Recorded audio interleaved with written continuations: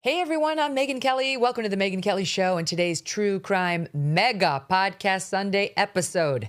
Today we have a great one. All 5 parts of our Baby Lisa series. You might remember this one, but if not, you are in for a treat on a true mystery, one that has just haunted me and many others for years, still unsolved to this day. We dive deep into the case, including yours truly going undercover. Enjoy. Happy Easter. God bless you. And we'll see you tomorrow. I'm Megyn Kelly. Welcome to the Megyn Kelly Show and our special series, Megyn Kelly Investigates. This is on the disappearance of baby Lisa. Over the next 5 days, we will bring you deep into a story that captivated and horrified America, including yours truly. It has stuck with me since I first covered it at Fox News. 13 years later, it is a case that has never been solved. It is about the mystery of baby Lisa Irwin, a beautiful, healthy baby girl who vanished in the middle of the night, never to be found, right out of her crib. I want to start with why we're bringing you this, all right? As you're going to see throughout this episode and the 4 that come after it, I covered my story this self, as I mentioned, as it happened back in 2011 and then in the many years thereafter. I remember at the time I first got sent to Kansas City, Missouri, I had my own baby girl in a crib at home and just couldn't fathom what it would be like to go in to check on her in the middle of the night or go get her in the morning and see an empty crib. Speaking to her parents at the time was a before and after moment for me. It was shocking for the reasons that you will hear in this series. And the case has never been solved. This is not a series where at the end we're going to say this person was arrested, but you are going to have some theories. So a couple of years ago, I began reporting this story anew. I decided, since we launched the Megyn Kelly Show, to take this on with my own resources and to devote countless hours to figuring out what happened to this baby with the help of some producers and very talented investigators. The investigative team you will know from this show, Bill Stanton, former NYPD, and Phil Houston, former CIA, known as the Human Lie Detector. That will be put to the test, that moniker, in later episodes of this series. But I started interviewing all the key players again, and I got to some critical new ones, some of whom have never before been interviewed by anybody other than law enforcement in connection with this case. We tried and may have gotten to the truth of what happened here. We uncovered quite a bit. See for yourselves. Here's episode 1. We begin on North Lister Avenue in Kansas City, Missouri, a family neighborhood, quiet, working class, and on October 4th, 2011, about to become the center of the biggest crime story in America. Just want her baby back. Please, bring her home. 10-month-old baby Lisa Irwin disappeared in the middle of the night. Father Jeremy came home from his night shift at 3:45 a.m. and found the lights were on. A window was open, the screen pushed in, the front door unlocked, and his baby girl was not in her crib. Must be a reasonable explanation, he thought. His first instinct? Don't panic. That's the last thing you expect, is that one of your kids is going to be missing. So initially, when she's not in the crib, it's like, okay, well, she's in bed with Deborah. She's in bed with one of the brothers. She's maybe fallen out of bed and she's asleep under the crib. He woke up the baby's mother, his partner, Deborah Bradley, out of a sound sleep. She appeared to have no idea why baby Lisa was not in her crib. Jeremy ran next door to see if somehow the neighbor had the baby. Then he called 911. He knows the screen is busted and his 10-month-old daughter is missing. Jeremy and Deborah immediately went public, begging for help. No questions asked, just drop her off with somebody at a hospital, a church, the fire department, the police station, anywhere. Just please bring her home. How do you think about it today? Jeremy Irwin. It's still pretty similar to the way it has been. It's a lot of frustration and some anger, and mostly just feeling like you're missing a huge, giant chunk of your life. Deborah Bradley was just 25 then. She's 38 now.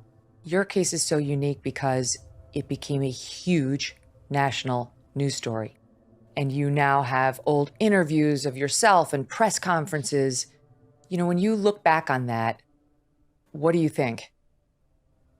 I think I can't believe I survived.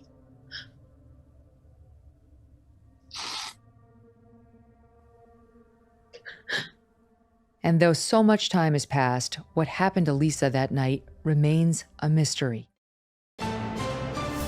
News of Lisa's disappearance traveled fast.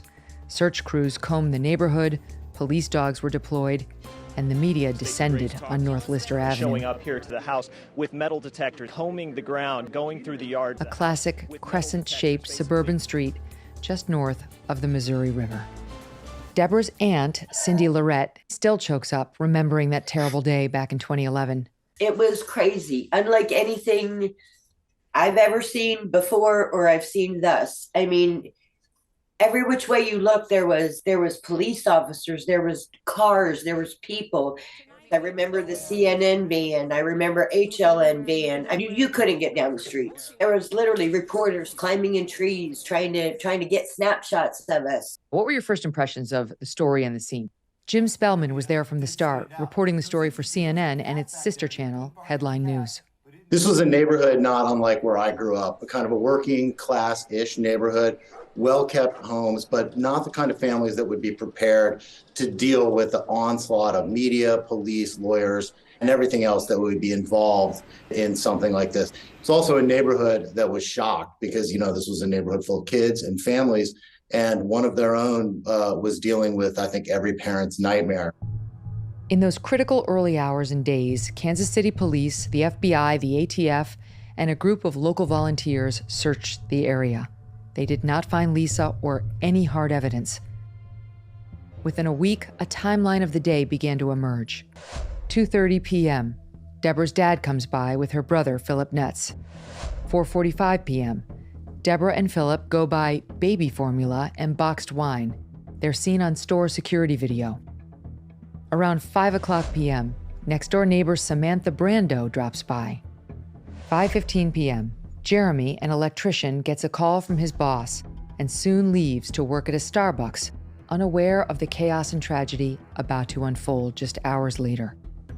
6 p.m., Deborah makes dinner for Samantha, Sam's daughter, as well as Lisa and her two half-brothers, 5-year-old Michael and 7-year-old Blake. 6:30 p.m., Deborah puts Lisa to bed. By 7 p.m., Samantha's daughter and Deborah's boys are inside playing. Baby Lisa is supposed to be in her crib asleep. Both moms sit on the front steps smoking, talking, and drinking. Between 8 and 10 p.m., Shane Beagley, a 33-year-old landscaper who was the grandson of a neighbor, stops by the stoop for a visit. Sometime around 10:30 to 11 p.m., Deborah said, she checked on baby Lisa, then went down the hall and got in bed with the two boys. Before bed, Deborah leaves 3 cell phones on the kitchen counter, 2 with restricted use because of non-payment. It is believed only one worked normally. They all end up missing. 10:30 p.m. Samantha Brando is back home. She reportedly later said that she noticed the lights were turned off at Deborah and Jeremy's house. Some leads quickly emerged with possible sightings of a kidnapper. The next morning, 7-year-old Blake tells police he heard noises during the night. Also the next morning, the Parscals, who lived around the corner, told police what they had seen. Husband Onesto was leaving for his overnight shift, and wife Lisa was awake and inside. Once again, reporter Jim Spellman. He thinks this is weird enough that he phones her in the house from the car and says, hey, come and take a look at this. And she sees this man walking up the street, holding a baby, not wearing clothes. And having been in the window where she could see this happening, and having been standing where his car was parked, it would not be a problem to view this, even though it's past midnight. There were plenty of street lights. So show me exactly what you did. You looked out this window, tell me where your husband was, and tell me what you saw. My husband was Nobody's mind immediately goes to, oh, somebody's kidnapping this baby. That's what she told me. She said, my mind did not immediately think kidnapping. But the first thing in the morning when she saw this commotion going on was she told the police about this. What time of night did she say she saw the man with the baby? I'll tell you, and she had it exactly because she showed me the phone records from her husband calling her. 12:15. 12:15 a.m. Stranger abductions put children in the most dire situation. And so we know time is ticking. Callahan Walsh of the Center for Missing and Exploited Children. Those early hours are the most critical because within the first 2 hours, there's a 70% chance you'll recover the child deceased and about a 90% chance after 24 hours. In a case like this where we don't know exactly who took baby Irwin and it's a possibility that it's a stranger abduction, we know time is of the essence. Was Lisa the baby in the man's arms? More suspicious things happen in those early hours. 2:30 a.m. There's a dumpster fire in a parking lot not too far from the Parscal's house. Could this be related? At 2:45 a.m., a nearby BP gas station surveillance camera shows a man in a light t-shirt emerging from the woods that bordered the neighborhood. It's too dark and grainy to see if he's carrying anything. And then, as I reported for Fox News at the time, Deborah's first account of her timeline gets a serious revision. Turns out she was drinking more than she originally claimed, and she's no longer sure about when she last saw her baby girl. When you went in at 10:30 after the neighbor left, what did you do? Probably went right to my room. Why do you say probably? Because sometimes I check on her. Well, most of the time I check on her. And then the boys, so I'm assuming that I went and checked on her too, but I don't know. You don't remember? No. Let's talk about the wine. How much did you consume that day? I had several glasses of wine. When you say several, more than 3? Yeah, but that has nothing to do with her. More than 5? Probably. More than 10? No. Was it just wine or was there other alcohol? Just wine. Lisa was in bed and the boys were laying down watching a movie with the neighbor's daughter. Were you drunk? Yeah. So the last time Deborah is sure she saw Lisa was at 6:30 p.m. before she started drinking. Could something have happened accidentally? Maybe Lisa fell or was dropped, or Deborah unknowingly rolled over on her while they slept. Or worse, did she deliberately kill her own child? At the very least, Deborah is drunk and unreliable. It was a tough interview. I went pretty hard on you. Very difficult. You fessed up. You said, I had a lot of drinks that night, someplace between 6 and 10, and I think I blacked out. Now, a lot of people wouldn't have admitted that. A lot of people would not have sat down with the press and said that at all. They would have been worried that it would have made them look some certain way. I didn't care how I looked. I mean, yes, Debbie drank. Deborah's aunt, Cindy Lorette. Debbie probably still drinks. It doesn't fucking matter. It does not matter. Sorry, I said that. We all do. And if you're the perfect parent, then good for you. Because this could happen to anybody. You don't plan on things like this to happen. You don't plan on turning the TV on and seeing one of your relatives missing, let alone a 10-month-old baby. The door wasn't locked, right? Reporter Jim Spellman. The door was not locked, but keep in mind that by her own admission, Deborah Bradley was drinking that night. I'm not sure that she could be trusted to confidently say whether she locked the door or not. Obviously, they are our main focus. I'm not calling them suspects. Knowing her timeline was problematic and wanting to prove to police she had nothing to hide, Deborah volunteered to take a polygraph. And then she took police remarks to mean she had failed it. We were done and I was like, okay, so, what happens now? And he gets real close to me and he goes, I think that you're a very bad mother. And I just broke down. I said that it's not possible that I failed. And he just kept saying, I think you're a bad mother. You need to tell us what you did. And I just kind of fell apart. Not going to lie, my nerves, I actually wet myself because I couldn't believe what he was saying to me. Exhausted and emotional, Deborah and Jeremy decide they have shared everything they can think of to help the investigation and need a break. But Kansas City police publicly criticized the couple for not continuing to talk to them.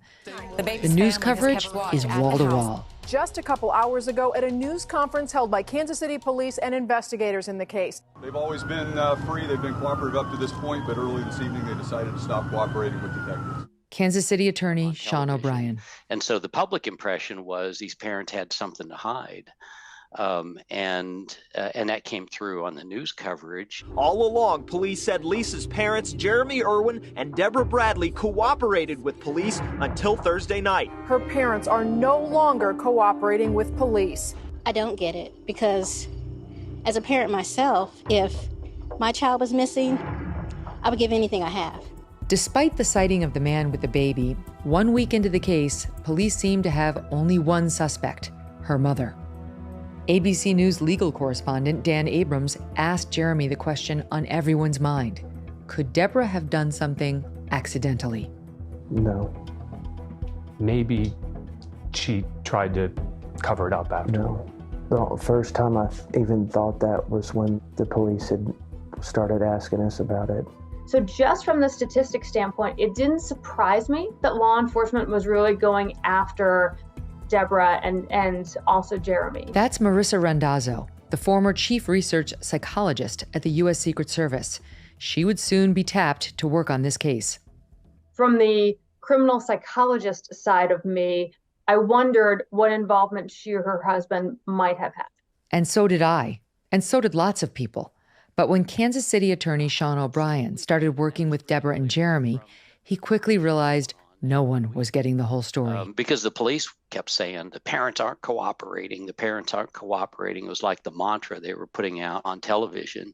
And it wasn't until after I got into the case, I realized that was totally not true. You know, they had spent 40 hours in questioning with the police before I was brought into the case. These were people who were trying to help the police find their baby. So why were the police saying that? Were they just making that up? I think they didn't have a better suspect.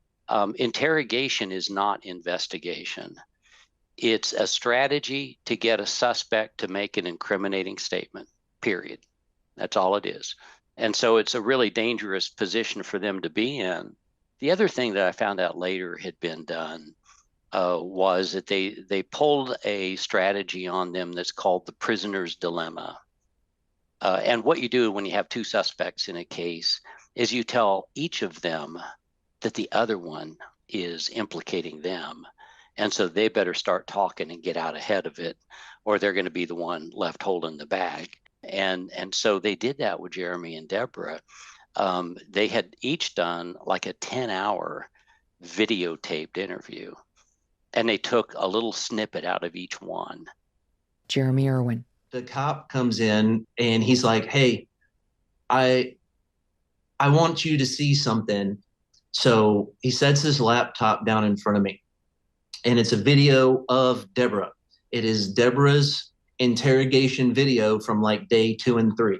And he scrolls and he scrolls and he scrolls and he scrolls and he scrolls and he scrolls. Finally finds whatever he's looking for, swings the laptop back around, plays me a 12-second clip of Deborah clearly frustrated, crying, and she says, well, I don't know, I guess maybe he did it, or something to that effect. He did what? I could have stubbed my toe on the door. I could have spilt the cup of coffee. He did what? Like, you literally showed me nothing. That was just one of the little things that they'll do to you while you're in there. And the polygraph? According to one of Deborah's attorneys, Deborah had in fact passed it. Obviously, their whole thing was it was Deborah. Deborah did it. Deborah did it. Deborah. So I always kept asking them, Deborah did what? Go ahead, finish your sentence. And there was no sentence to be finished. Psychologist Marissa Randazzo says that's confirmation bias. Essentially, what confirmation bias is that once you develop a theory, it's human nature to seek out information that confirms that theory and disregard information that would undercut that theory. It appeared that they were not pursuing alternate possibilities with as many resources or sort of energy as they were their theory that it was Deborah and or Jeremy. Investigators are quickly closing in on the baby's mother, Deborah. Jeremy's sister Ashley Irwin thought the writing was on the wall and said so in an interview with ABC News. Do you think Deborah may be facing an arrest? Probably, to be real honest with you, yes. Why? because it's what the police do. They don't have any leads, so they have to pin it on somebody. Do you think it's inevitable? Yeah, kind of. We're not offended Captain by it Steve because Young it's of the so Kansas far City from Police reality Department. that, we're under pressure to find a child. We're not under pressure to pin this on anybody or wrap it up or make an arrest. Even so, the pressure on Deborah was intense. Oh, she was just a mess. Cindy Lorette remembers the stress of it. She was staying with the family to help out.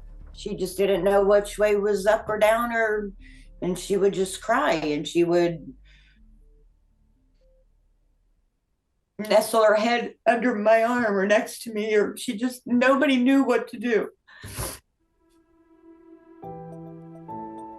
And now we can introduce you to one of the most intriguing players in this whole story. Christy Schiller is a Houston horse breeder, socialite, one-time Playboy model, and a broadcaster. What was the first you heard about the Lisa Irwin case? So I got a call from my stepson, and he said, hurry and turn on Fox News, and you were reporting. And he said that there's a baby that's been kidnapped in Kansas City. Then Christy got a call from a family friend, Deborah's cousin, Mike Lorette. And he called me and he said, I'm here in Kansas City. I'm trying to protect my cousin and her husband. He said, there's news people shoving cameras to the windows. I'd like to thank all the people of Kansas City, the local national media, for the continued support and coverage to keep baby Lisa's picture out there. He said, I'm just scared. He said, I just don't know what to do. He said, I'm trained for DEFCON 4, and I just don't feel like anybody's coming here to help us. And I said, help is on the way. Christy had her own theories. She had spent that summer glued to the trial of Casey Anthony, a mother accused of murdering her 3-year-old daughter. I thought for sure that, she was going to go down. And when the verdict came in, we, the jury, find the defendant not guilty. I just stood there frozen. I couldn't believe it. And I turned around to somebody who was a complete stranger and I said, mark my word, the next parent that does not trim their child's nails right, they're going to serve hard time.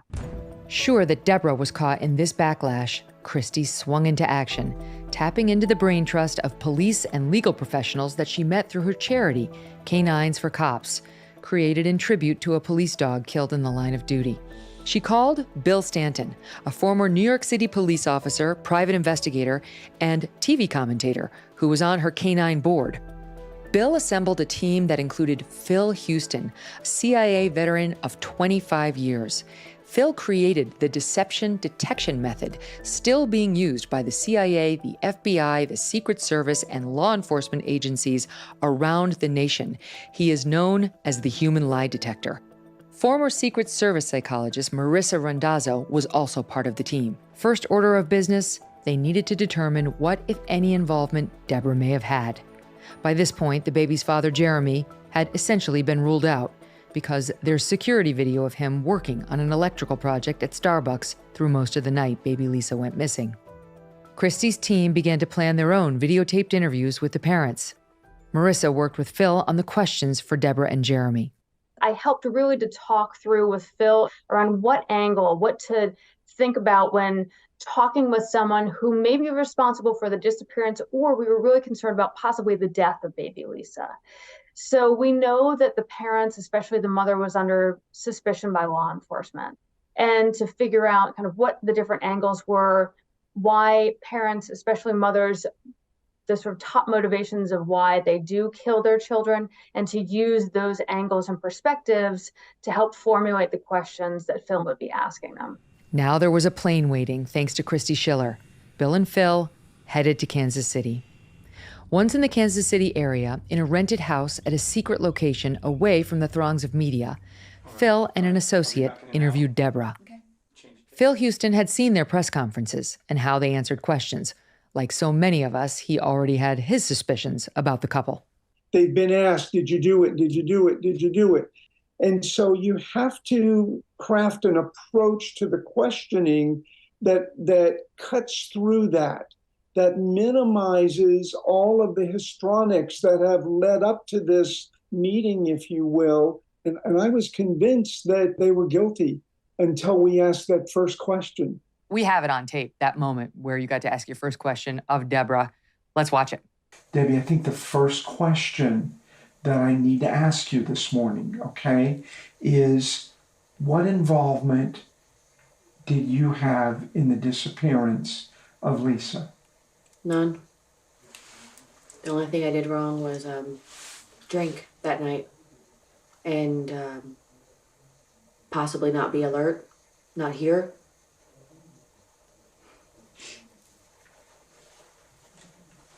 I'm sorry.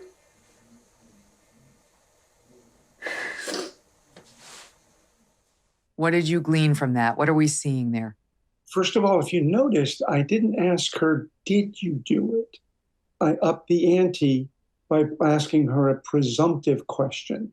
I'm presuming that it's quite possible, maybe even probable, that you did this, that you were involved. What involvement did you have?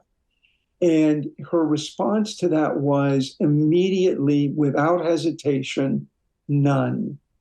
But then she throws a curveball at us. She says, the only thing I did wrong.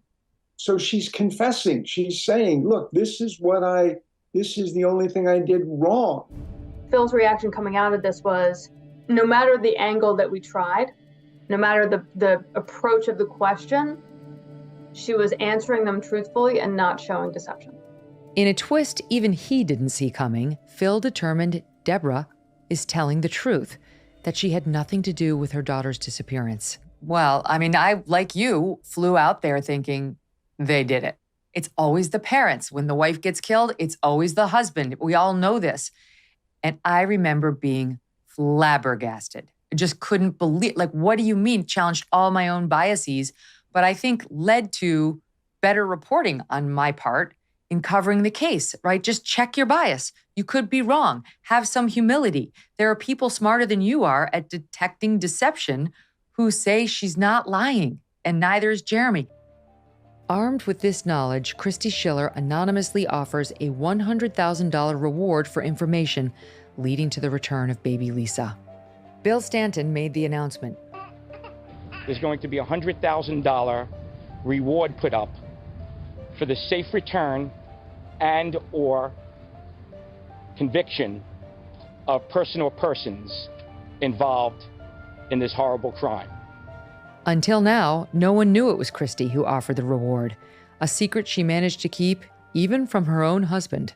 Is it true he once said to you, hey, did you hear they posted a reward for the baby? Yeah. And you were like... And he said, tell me it wasn't you. And he said, what were you thinking? And I said, we don't need our name on the side of a building. I want to know that this mother and father are being reunited and the two little boys with their sibling. Announcing the $100,000 reward was just one way Stanton kept the baby Lisa story in the news. But Bill had a problem. After the press conference, and I said an anonymous benefactor, this nasty rumor of it was either NBC or ABC, and they were paying behind the scenes to get all the exclusives and attention. And that's when he called me. No one believes the anonymous benefactor. I need for you to verify it to your comfort level, and we'll go from there. And I was thinking, sure, yes, I'm interested in this story at any level. But of course, what I would ultimately like is to talk to the parents. And that's where it landed. And, explosive details came out that day. It had its highs and lows for Deborah, because that's when the public learned she had between 6 and 10 drinks. Do you have a drinking problem?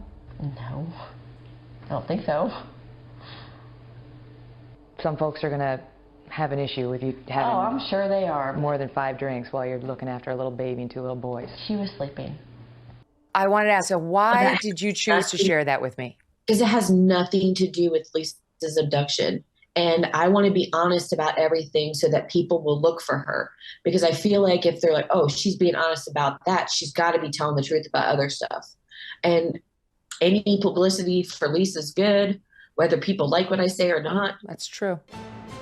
The wall-to-wall media coverage continued. And they are still searching urgently for the child, although they do say that as every hour passes, this case gets harder to solve. And at this point, police freely admit they have no suspects and no leads. That was always one of the biggest mysteries about this case. Like, what kind of criminal, whether it's, a parent, a family member, or an intruder, is so good that they don't leave behind a fingerprint, DNA, or any other really meaningful clue? Because no matter who did this, they did escape, without a trace. Reporter Jim Spellman. So I think there's two possible answers to that. The first is if it's somebody who you expect to have in the house, in any house, in a crime scene, if you expect to find their DNA and their fingerprints, then that evidence is of little help to investigators. But I think what you're asking is really an incredible question, because as you try to run through, potential scenarios in your head, guessing more than anything, so many of them lead to dead ends. Is there some way that Deborah Bradley or her husband Jeremy somehow did this themselves and were able to pull this off in a short, matter of hours? It seems incredibly unlikely, right? But then could some stranger somehow know that this was a house that had a baby in it, where the husband was working a very rare night shift, where the mom was perhaps not at her best after having, done some serious drinking that night. And then that's the night you stealthily get in and out of the house, making it through neighbors and everything else. That seems equally as unlikely. There's so much we don't know about the evidence because Kansas City PD won't talk to us. They say that's because this is still an open investigation. We have our doubts about how much investigating is really going on, and for that matter, about how they handled this case. Now I'm joined by Phil Houston and Bill Stanton. They will be my partners in crime on this, my go-to criminal experts, as we take a hard look at the facts of this case. Looking back now, 12 years later, there's no Nest cameras in every door. There's no even low-grade security cameras. Even every gas station now has a good camera that will show you most of what happened there.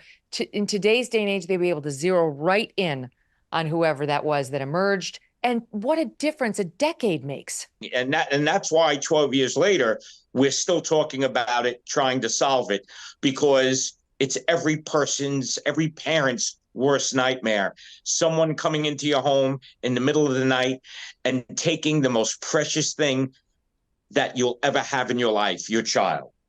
The police really do seem to be guilty of some tunnel vision here. I mean, what we're learning already is that they're really interested, Phil, in Deborah and Jeremy. And in the opening hours of an investigation, one can completely understand that. Absolutely. And they both look guilty as sin if you look at it just from a global perspective. And then you have Deborah admitting to excessive drinking, to the point of possibly blacking out.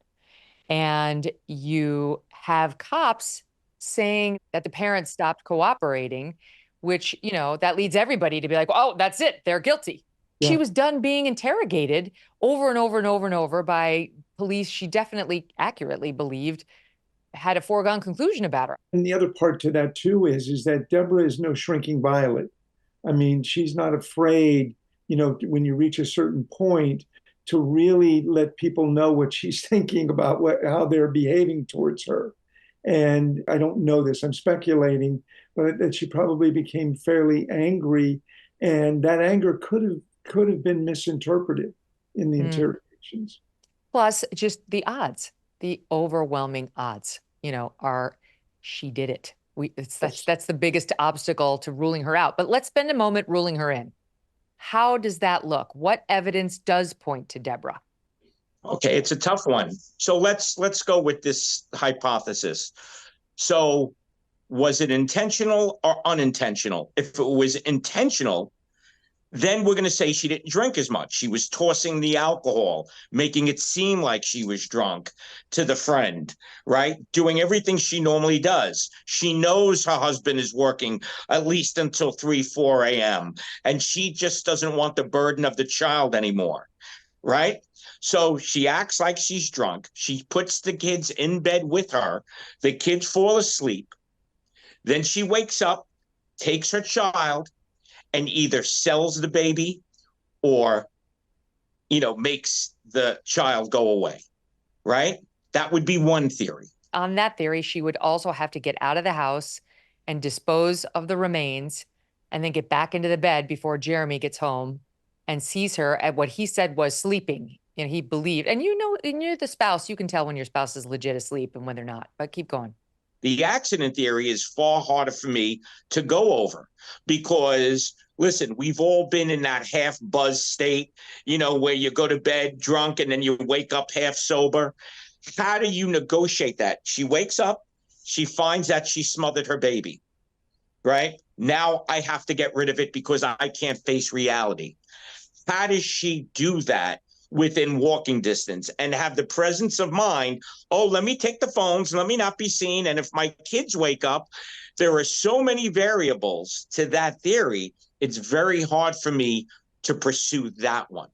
Far easier for me to go further down the road with she sold the child, which I do not believe. When every new mother knows, they know you don't take your baby in your bed with you. Like, it's very dangerous. You can smother your baby inadvertently, but some do it anyway. I mean, some don't know, and then some do know, but they take the risk anyway because they're exhausted and the child's crying a lot and they just make a mistake. They fall asleep there, and one thing leads to one other terrible thing. But the fact that she had her two boys in the bed with her, actually, right, Bill? I mean, that just works against that theory. Like, absolutely. Those boys were interviewed and they were old enough to know if their baby sister was in the bed with them. Yeah. Right? There were just so many different ways, that if she did it, she would have gotten caught. Again, these are simple people, and I don't mean that in a detrimental sense. They're not master criminals. If someone planned this out, they wouldn't be able to do it. Just too many variables. It was, in my opinion, again, the perfect storm of, Jeremy being away, her being overserved, the boys being in the bed. For her to roll over on a baby and then get rid of the child, could have done it, but she would have got caught real quick. And then again, just think about the guilt. This isn't someone that's, a sociopath serial killer that could kill a person and, once a week and then go out in life.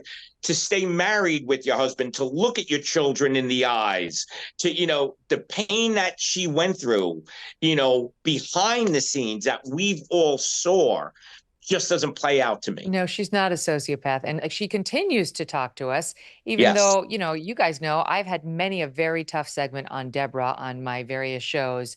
I feel like the actual murderer would not keep putting themselves in this harm's way. Can we talk about the next door neighbor, Samantha Brando, for a minute? Because while we have been unable to reach her, you guys did talk to her. You also put her through the Phil Houston treatment to find out whether it was true, that she was sitting with Deborah, that they were drinking together, that things went down the way Deborah said they did. Yeah, and most importantly, she validated the level of intoxication.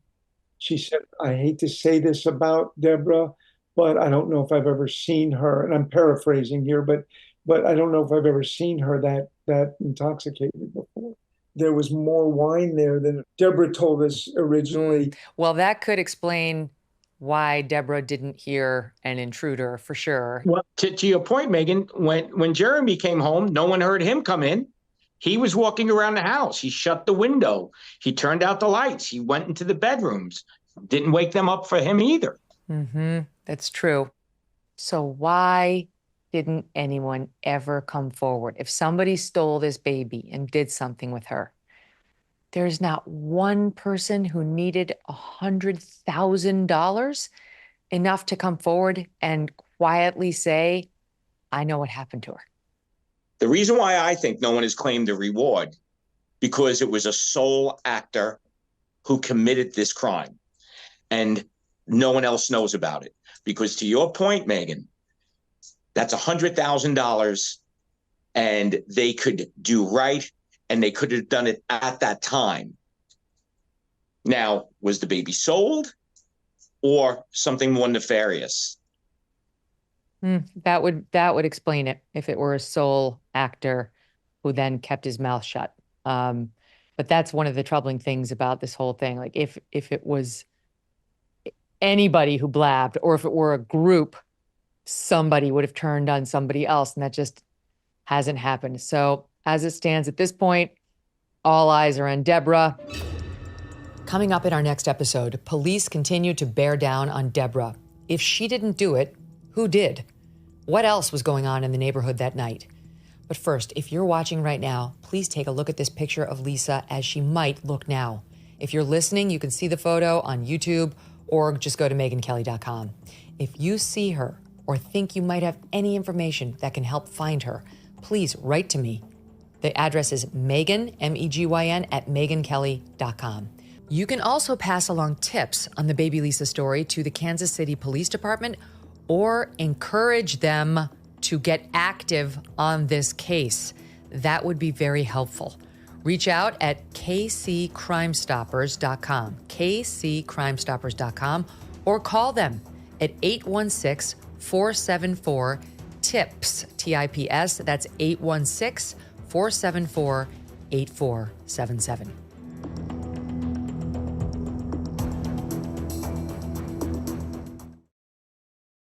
I'm Megyn Kelly. Welcome to the Megyn Kelly Show and episode 2 of our special series, Megyn Kelly Investigates, on the disappearance of baby Lisa. How could a baby vanish in the middle of the night?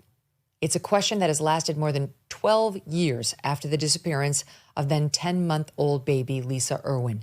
In this episode, I will be joined just a bit later by investigators Bill Stanton and Phil Houston with their expert analysis.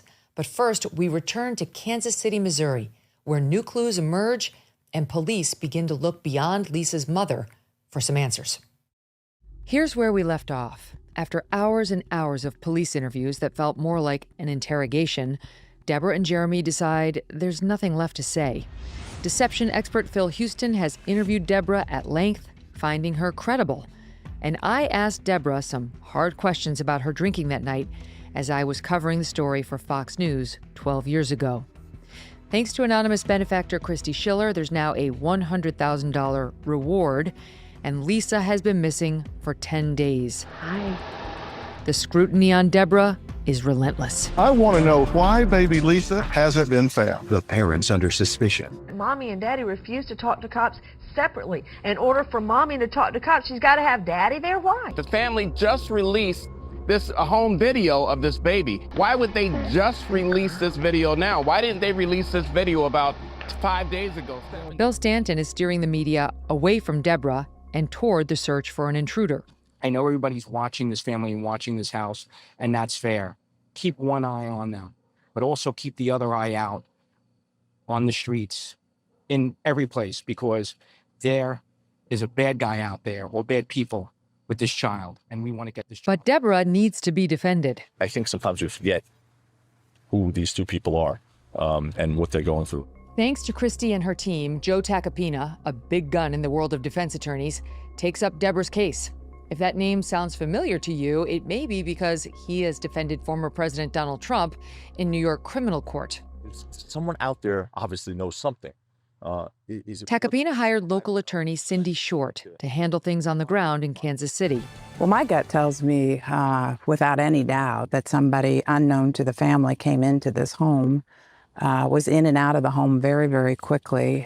Cindy ran an all-female firm. 17 women went to work on this case. The women in my group and in my law firm were aching as mothers, and we wanted to be able to make a difference.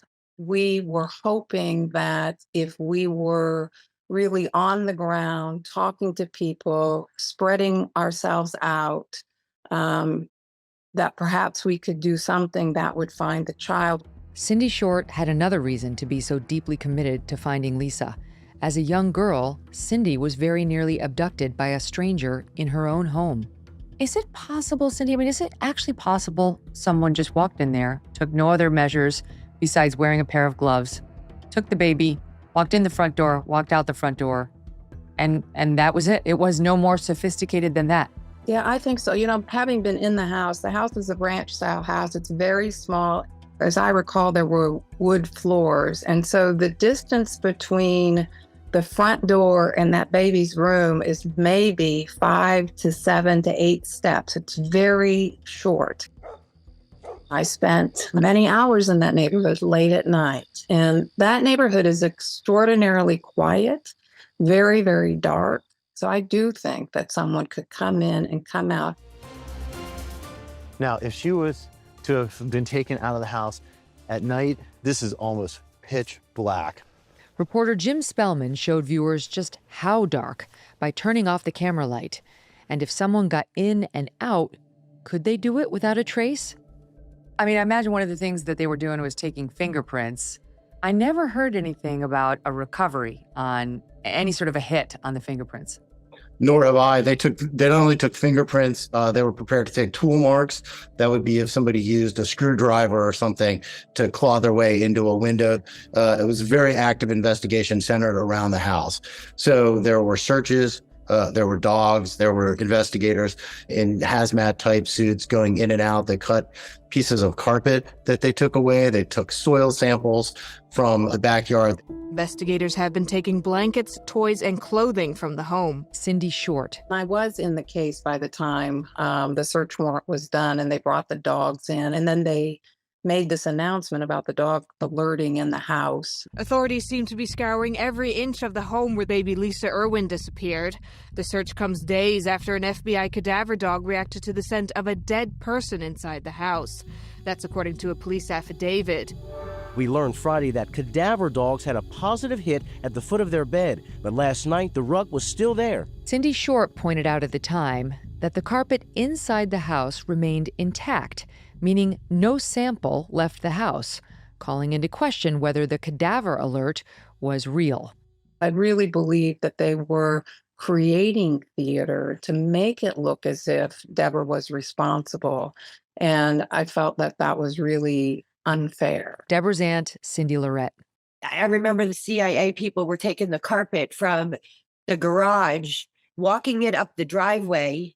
This is on TV too. This makes the news. They have this carpet. They walk it up the end of the driveway. It goes right back down into the garage. And everybody in the world thought that carpet came out of Debbie's bedroom. Are you friggin' kidding me? Are you kidding me? Meanwhile, what else and who else was being investigated? Remember Ernesto and Lisa Pascal, the couple who lived around the corner from Deborah and Jeremy? They both say they saw a man with a baby walking down the street just after midnight.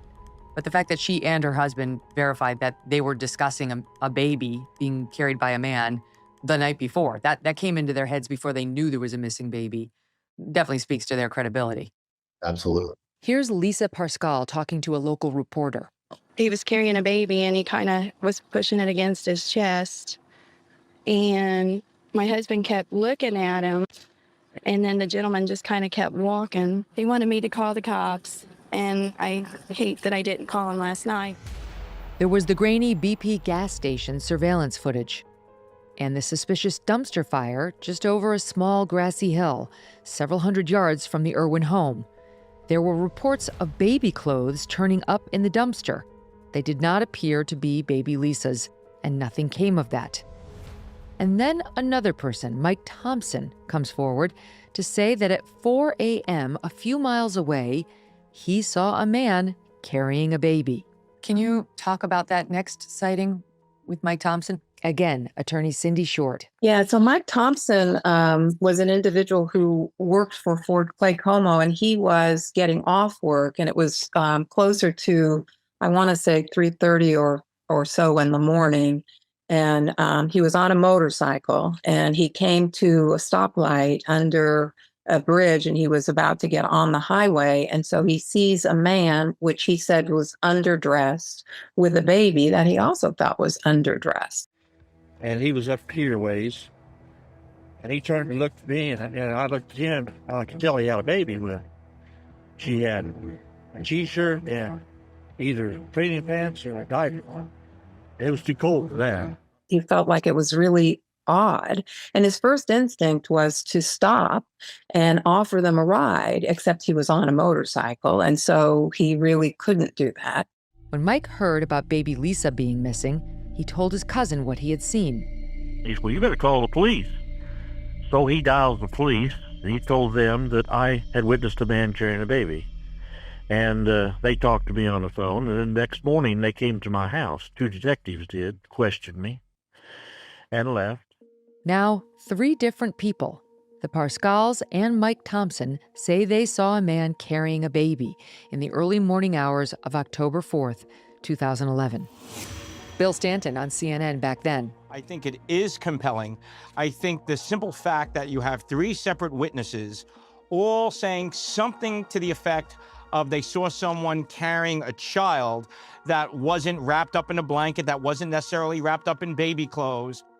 So, if it was the same man who was spotted with the baby walking past the Parscals' house, who may have had something to do with the dumpster fire in the nearby townhouse development, who then went through the woods to emerge near the BP gas station, and then went on to where Mike Thompson spotted him, that would mean the man spent close to 4 hours within a 3-mile radius, which makes you wonder what else could have been happening during that time. And who is this man? Police looked at the people who got closest to Deborah and Lisa that night. Reporter Jim Spellman. They were taking DNA swabs from most of the people that were in the immediate homes on either side and family members down the line. That was one of the first things they did. The family that lived directly next door. That's Samantha and James Brando. Their family was close with the Irwins, but that day the Brandos were separating, something they had decided earlier that afternoon. James moved out just hours after Deborah and Samantha started drinking. Deborah remembers the conversation. I was trying to help her through it and, just give her the best advice I could. And she was kind of spilling her guts, what she went through, what she's hoping she will accomplish next, custody stuff, just the deep things that come with, separation of family. Police investigated and questioned James Brando. Then there was Shane Beagley, the 33-year-old landscaper who was the grandson of a neighbor. He dropped by while Deborah was drinking with Samantha Brando. And now, someone new enters into the mix. John Tenko, nicknamed Jersey, a handyman with a criminal background who had been working on a neighbor's lawn. So if you were to take Shane Beagley and James Brando and John Tenko and line them up, Tanko's about 10 years older, but they look incredibly similar. Same builds, same general kind of haircut.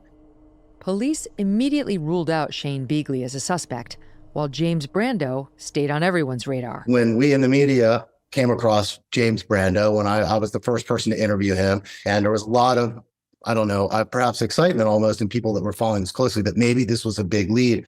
Well, some people believe he might have had something to do with it. James, her soon-to-be ex-husband, maybe because he was angry that you were there, a confidant. I've heard people speculate along those lines. Deborah Bradley. I've heard that too, but we have at this point no reason to believe that. We have nothing to substantiate that at all. He was the focus of this investigation in the initial days. All of his alibi had been checked out by the police. They got surveillance camera tape from a Walmart. They interviewed people that he crossed paths with. They checked his cell phone to whatever degree for its location. They placed him on the Air Force Base where he worked, all of that stuff. That to me says this was a very thorough investigation. James Brando was ruled out. Attorney Cindy Short always had one person in mind. The primary person for me was John Tenko. He was an individual who was essentially homeless at the time, but he had connections to the neighborhood and had connections to a household that was only several doors up from the Irwin's home. The person we have to talk about is this guy, John Tenko, who's from New Jersey, known as Jersey, and people describe him as being sketchy. Soon, reporters were trying to find him. The last known sighting of Jersey the handyman that we can confirm was Saturday, October 1st here at One-Eye Jack's Tavern. The owners of the bar tell us they kicked him out for being a rude drunk who was spitting on customers on the patio. What was significant for me was that he had a pretty healthy background in burglary, and particularly in residential burglary. We know that the day that baby Lisa disappeared, he was working for this family named the Watsons around the corner, moving some sprinklers around for them. People in the neighborhood, some knew him and some had hired him to do yard work, that sort of thing. But, he was a guy who was, one rung above homeless. And if you got to know him a little bit more, there were some really disturbing things that come up. And as we get closer and closer to the time of this abduction, his relationship with this community is significant. October 3rd in particular, which is the day of the kidnapping, he's at the Watson's house. He turns on the sprinkler at 11 a.m. The next door neighbors see him turn the sprinkler on. The Watsons are not there. The sprinkler is still on at 9:30 p.m. And so the next door neighbors, the Hurts, don't do anything to turn it off. But at 11 p.m., they notice that it has been turned off. So they figure Tenko was back in the neighborhood to turn that off. Speculation was that Tenko might have been wearing gloves for his handyman and yard work and would not leave fingerprints or cells from his skin. So now we've got Tenko in the neighborhood within an hour of what we believe will be the kidnapping, because the Pascals are going to see this kidnapper with the baby at 12:15. He knows how people are moving in and out of this community. He knows about the pets in the neighborhood. There were a few dogs in the neighborhood, notably the house next door on the right side of the Irwin house. That dog was notorious for barking at strangers from a fenced-in area in its family's backyard, as reporter Jim Spellman demonstrated at the time.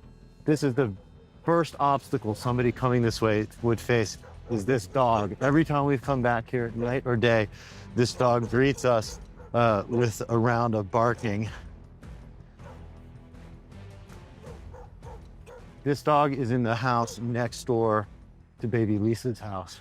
But the first couple of times I did this dog in the neighborhood went nuts, barked, came after me, very disruptive, not just the kind of random barking, the kind of barking that a neighbor could possibly hear and say, what's going on back there? But after I did that a couple of times, this dog was, actually very friendly, and the dog stopped barking. So that's definitely something that I think investigators were looking at, and something I think is worth looking at. But no reports, as far as we know, of people saying they did hear the dog barking? No report said people heard a dog barking that night. So no barking could mean that somebody carrying baby Lisa was familiar to the dog, or did not go through the woods behind the house at all, but instead went out the front, down North Lister, toward the corner where the Pascals would see. Along that route, there was another dog. Again, reporter Jim Spellman. One of the most troubling things that came to mind that I was aware of was, okay, so you have this Watson family that he was working for, moving sprinklers. Then you have Mary Hurt, who lives next door. I think a very reliable witness. So she had a dog that disappeared the day that baby Lisa disappeared. And her next door neighbor, I know there's a lot to keep track of, her next door neighbor says she saw John Tenko take the dog. The dog pops up a few miles later, a couple of days later. But, I can't say how reliable that witness is that saw John Tenko, but the dog did disappear. The dog was not there. She, reported the dog missing. The dog was found a few days later, but certainly people speculated that if anybody wanted to create an easier path for themselves to leave the neighborhood through here, getting rid of that dog would be key. And we know that police took footprints, impressions from her backyard the day after this. Here's that neighbor, Mary Hurt, explaining this back in 2011.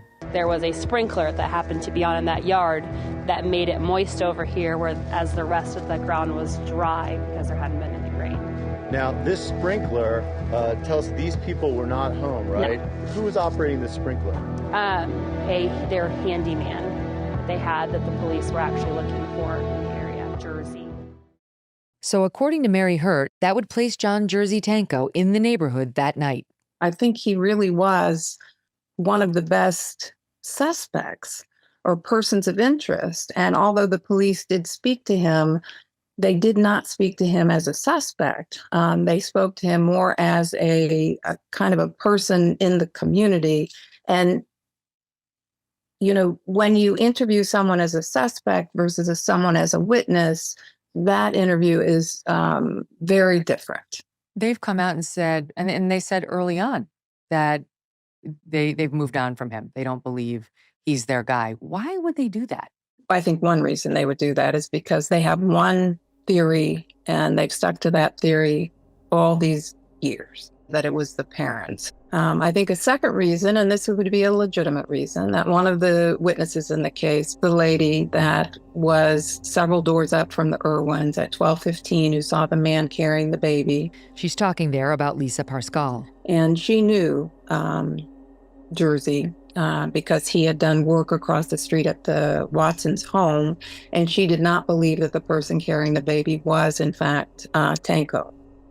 I don't know whether she reported that to the police, but let's assume that she did, and so that was one way that they would have eliminated him. In fact, Lisa Parscale told us she and her husband told police they did not think the man carrying the baby looked like John Tenko, but they couldn't be 100% certain. Eyewitness identification is a tricky business, and in Cindy Short's mind, this was not enough. I don't think that should have been the end of the story. I think when you look at the totality of what he was doing, particularly from July through October, they should have done more to look at him. For several days, attorney Cindy Short and reporter Jim Spellman, independent of one another, searched for an elusive John Tenko, trying to get his side of the story.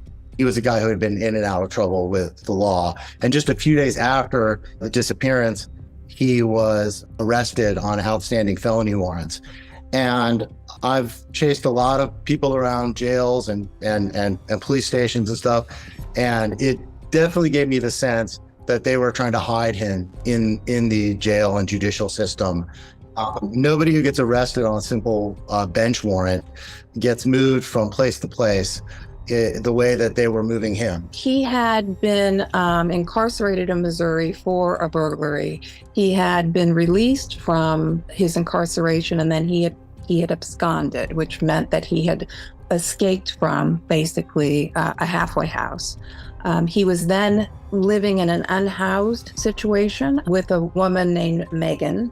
Megyn Wright was 20 years old, new to Kansas City, and was John Tenko's girlfriend for a time.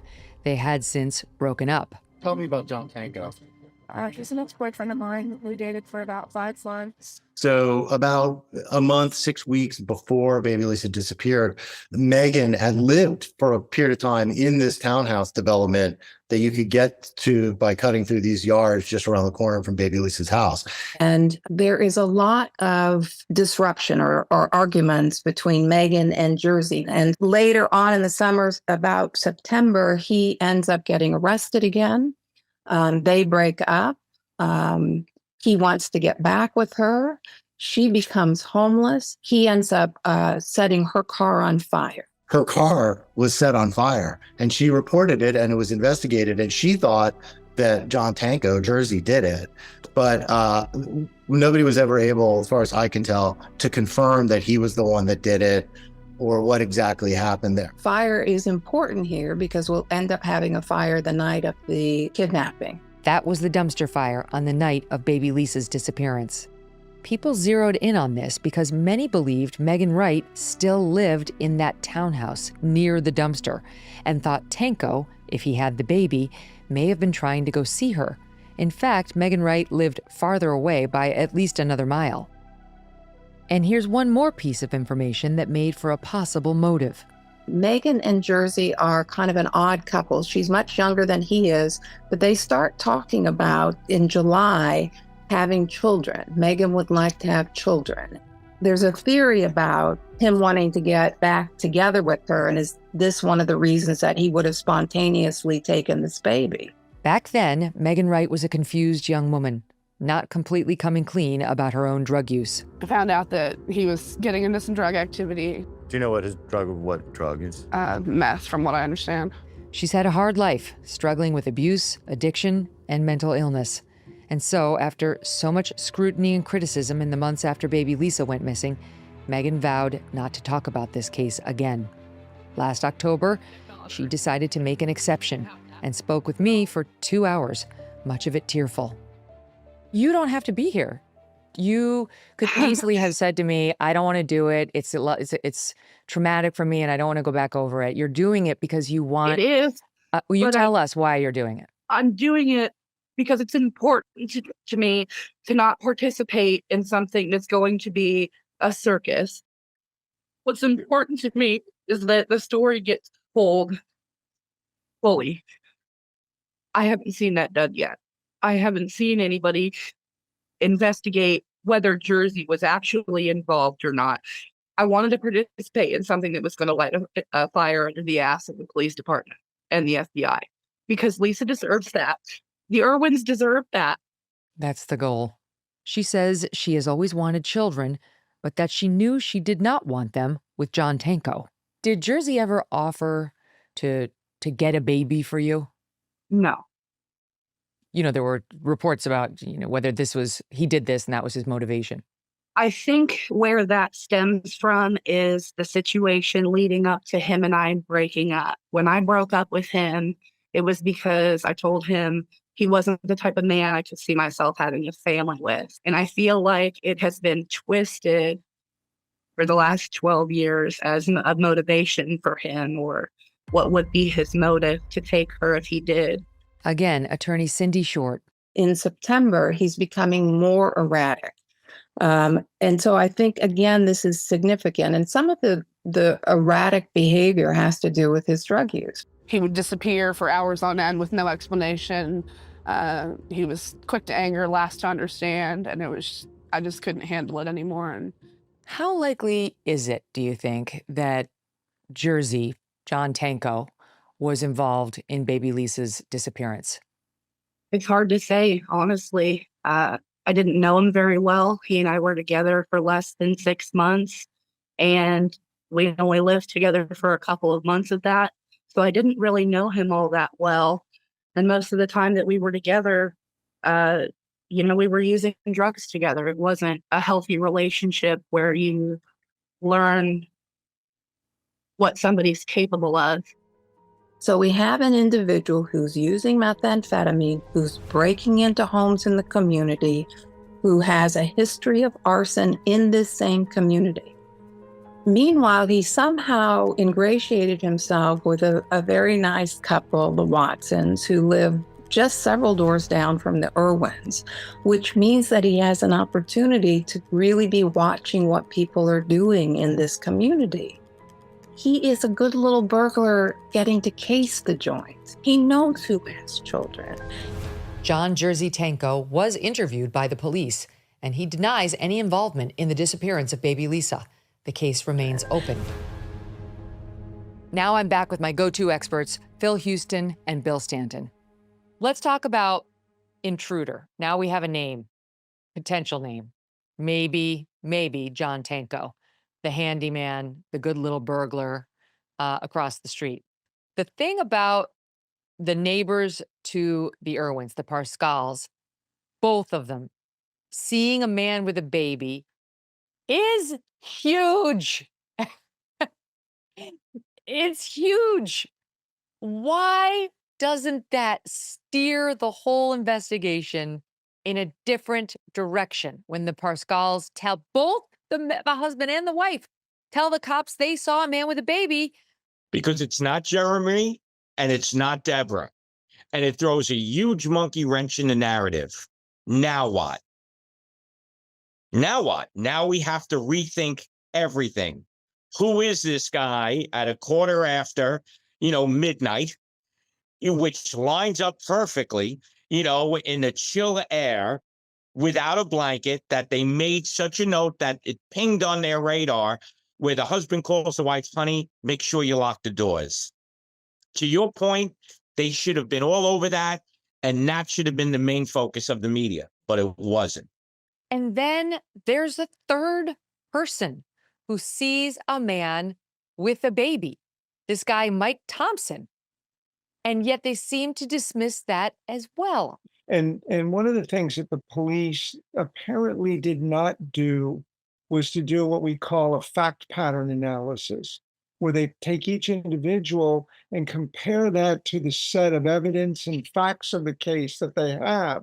And often when you do that very systematically, you'll see one or maybe one and a half persons jump out to the top of the list and say, wait a minute, this fits much more so than this guy that we thought.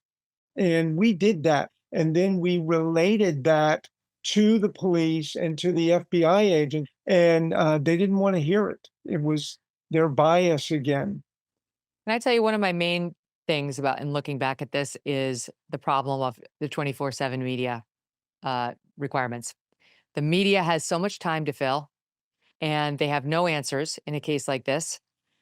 So they just sit and they speculate all day long. All the channels do it, all the anchors do it, all the shows do it. And at the same time, you've got the police who are going with the stats that the parents always do it, putting out these little nuggets like the parents have stopped cooperating. Her story changed, which is true, Deborah's. The dogs alerted, right? The cops were telling people essentially it was her. And the media checks all skepticism because that's an exciting story that they believe anyway. And it will fill the 24/7 cable news requirements. I mean, Bill, you've been part of that ecosystem, as have I. That's how it works. Yep. If it bleeds, it leads, and they want a nice finite end to the story. And that's why they were so ravenous at getting to Deborah and Jeremy to interview them, to wrap this up, to see them taking out in cuffs. How about the maneuverings with the carpet? With the suits coming in after the fact. Come on, they had like the equivalent of several football teams in and out of that house, after the crime occurred. And then they go in, I forgot how many days or weeks later after the crime occurred with the crime scene unit. I mean, that was, played out in front of the cameras. That to me was, let's cover our ass. Let's show everyone that we're doing our job. And, for us in the know, it was pathetic. Okay, so Phil, if the Parscales really did see a man with a baby, both the husband and the wife saw a man with a baby, but did not think that man looked like anyone they knew, that's a very good fact for John Tenko. And is it the kind of fact that might lead sophisticated law enforcement or anybody to say, that's not him. That's not our guy. Maybe that's why they ultimately prove not so interested in Tenko. Well, absolutely, Megyn. I think a major part of the problem is the people they had on the case were not in alignment as to who they thought did it. And we saw this when we had a conference call with the lead detective, the sergeant, who was a woman who seemed to me to be pretty level-headed, but the bureau guy clearly had a very strong opinion about the parents. He was the person that I would call the internal champion.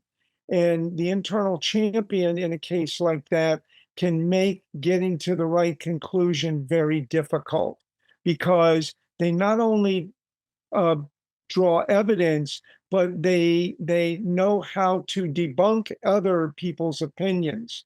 And the bureau guy brings a certain amount of gravitas to the situation, and he just took it over. And what we also took away is that Tenko began, in our minds, to take on a more prominent role. And one of I was shocked when they said that they had cleared him. They'd move on from him. Yeah. When in fact he was in the neighborhood, or appeared to be in the neighborhood that night. Also, from a fingerprints perspective, here's a guy that wears gloves all day long, as a handyman and so forth. Here's a guy that was arrested already for breaking in people's windows in neighborhoods. And they seem, I don't want to, know what, I can't read their minds, but they seem to ignore most of that. And let's not forget what Jim Spellman told us about the dog not barking, and about the neighbor who's claiming she knew Jersey and she saw him take the dog. I don't know whether that's true or not, but that's exactly the kind of thing that would get a red flag going for a cop. Back to the theory of it was a planned burglary, potentially just to take the phones. The baby could have been an afterthought, but was that looked into? When we train investigators, Megan, there's an interesting saying that we use, and we borrowed it from the medical community. This is what they tell med students. When you hear the sound of hoofbeats, think horses, not zebras. Don't make it more complicated than what it is. And I think that there was a little bit perhaps of investigative panic, and everybody was just in scramble mode trying to get something. Because on the one hand, you have them ruling out a lot of very alarming evidence about a potential theft of a child. And on the other hand, you have them ignoring many facts about Deborah that work toward her benefit, like you interviewing her and saying what you said, like the fact that where would she have taken the baby and disposed of the baby that quickly in order to get back into her bed with no footprints or evidence that she had left the house, the boys hearing absolutely nothing, and no history of abuse. That's an important piece too. It's not like Deborah was some child abuser who had been, bringing the baby into the ER over and over. There's zero evidence to that effect. By all accounts, a loving mother. This makes perfect sense that they were running the stats, the odds with her to the exclusion of all this other evidence. Coming up, remember the stolen cell phones? They could be key to this entire case. Plus, new theories emerge that we will explore for the first time. Tomorrow, episode 3. But first, if you're watching right now, please take a look at this picture of Lisa as she might look now. If you're listening, you can see the photo on YouTube or just go to megynkelly.com. If you see her or think you might have any information that can help find her, please write to me. The address is Megyn, Megyn, at megynkelly.com. You can also pass along tips on the Baby Lisa story to the Kansas City Crime Stoppers. Reach out at kccrimestoppers.com, kccrimestoppers.com, or call them at 816-474-TIPS, TIPS. That's 816-474-8477. I'm Megyn Kelly. Welcome to the Megyn Kelly Show and episode 3 of our special series, Megyn Kelly Investigates, on the disappearance of baby Lisa. Nearly 13 years ago, in Kansas City, Missouri, Lisa Irwin, a 10-month-old baby girl, vanished in the middle of the night. What could have possibly happened to her? One man emerges who might have some answers. Here's where we are. After a $100,000 reward was posted and the widespread pursuit of an unknown man walking with a baby, 2 people of interest emerged. James Brando, who lived next door to Deborah Bradley and Jeremy Irwin, and who had split up with his wife Samantha earlier that day. Samantha, you may remember, was drinking with Deborah on Deborah's front stoop the night baby Lisa went missing. Brando was investigated and ultimately ruled out. That left John Jersey Tenko, the handyman with a history of drug abuse, arson, and break-ins, who was working nearby. As we learned in our last episode, he had an ex-girlfriend who he may have believed wanted a baby. Her name is Megyn Wright. Was Tenko trying to bring Megyn a baby in the hopes of getting back together? And now we turn to perhaps the most crucial clue in this case. Remember those 3 cell phones on the Irwin's kitchen counter taken the night that Lisa was? 2 of them had restrictions for non-payment, but right near midnight, there was an attempted phone call from the one phone that worked. It was to a cell phone that was less than a mile away, and it lasted 50 seconds. So what did the cops say to you about that piece of evidence? Lisa's father, Jeremy Irwin. So they told me that there was a phone call from one of Deborah's phones, and we were able to get the records from that phone line. Went back over 3 years, and I myself, hand by hand, went over every number in the whole thing. And that was the first time in which that number had ever popped up. I mean, and that's our best lead. Law enforcement went right to work on tracing that call. It went to a phone that belonged to Megyn Wright. Yes, the same Megyn Wright who had recently split up with Jersey, aka John Tenko. Now I'm learning that that mystery phone call was made to the handyman's ex-girlfriend. We told you last week about that phone call. It was placed to a phone belonging to a woman named Megyn Wright. How much contact did you have with Jersey on the day or the evening that baby Lisa went missing? Megyn Wright. None. He and I hadn't been together for over a month at that point. And I had seen him and spoke to him prior to that, but nothing on the day of. Megyn was 20 at that time and had moved to Kansas City earlier that year.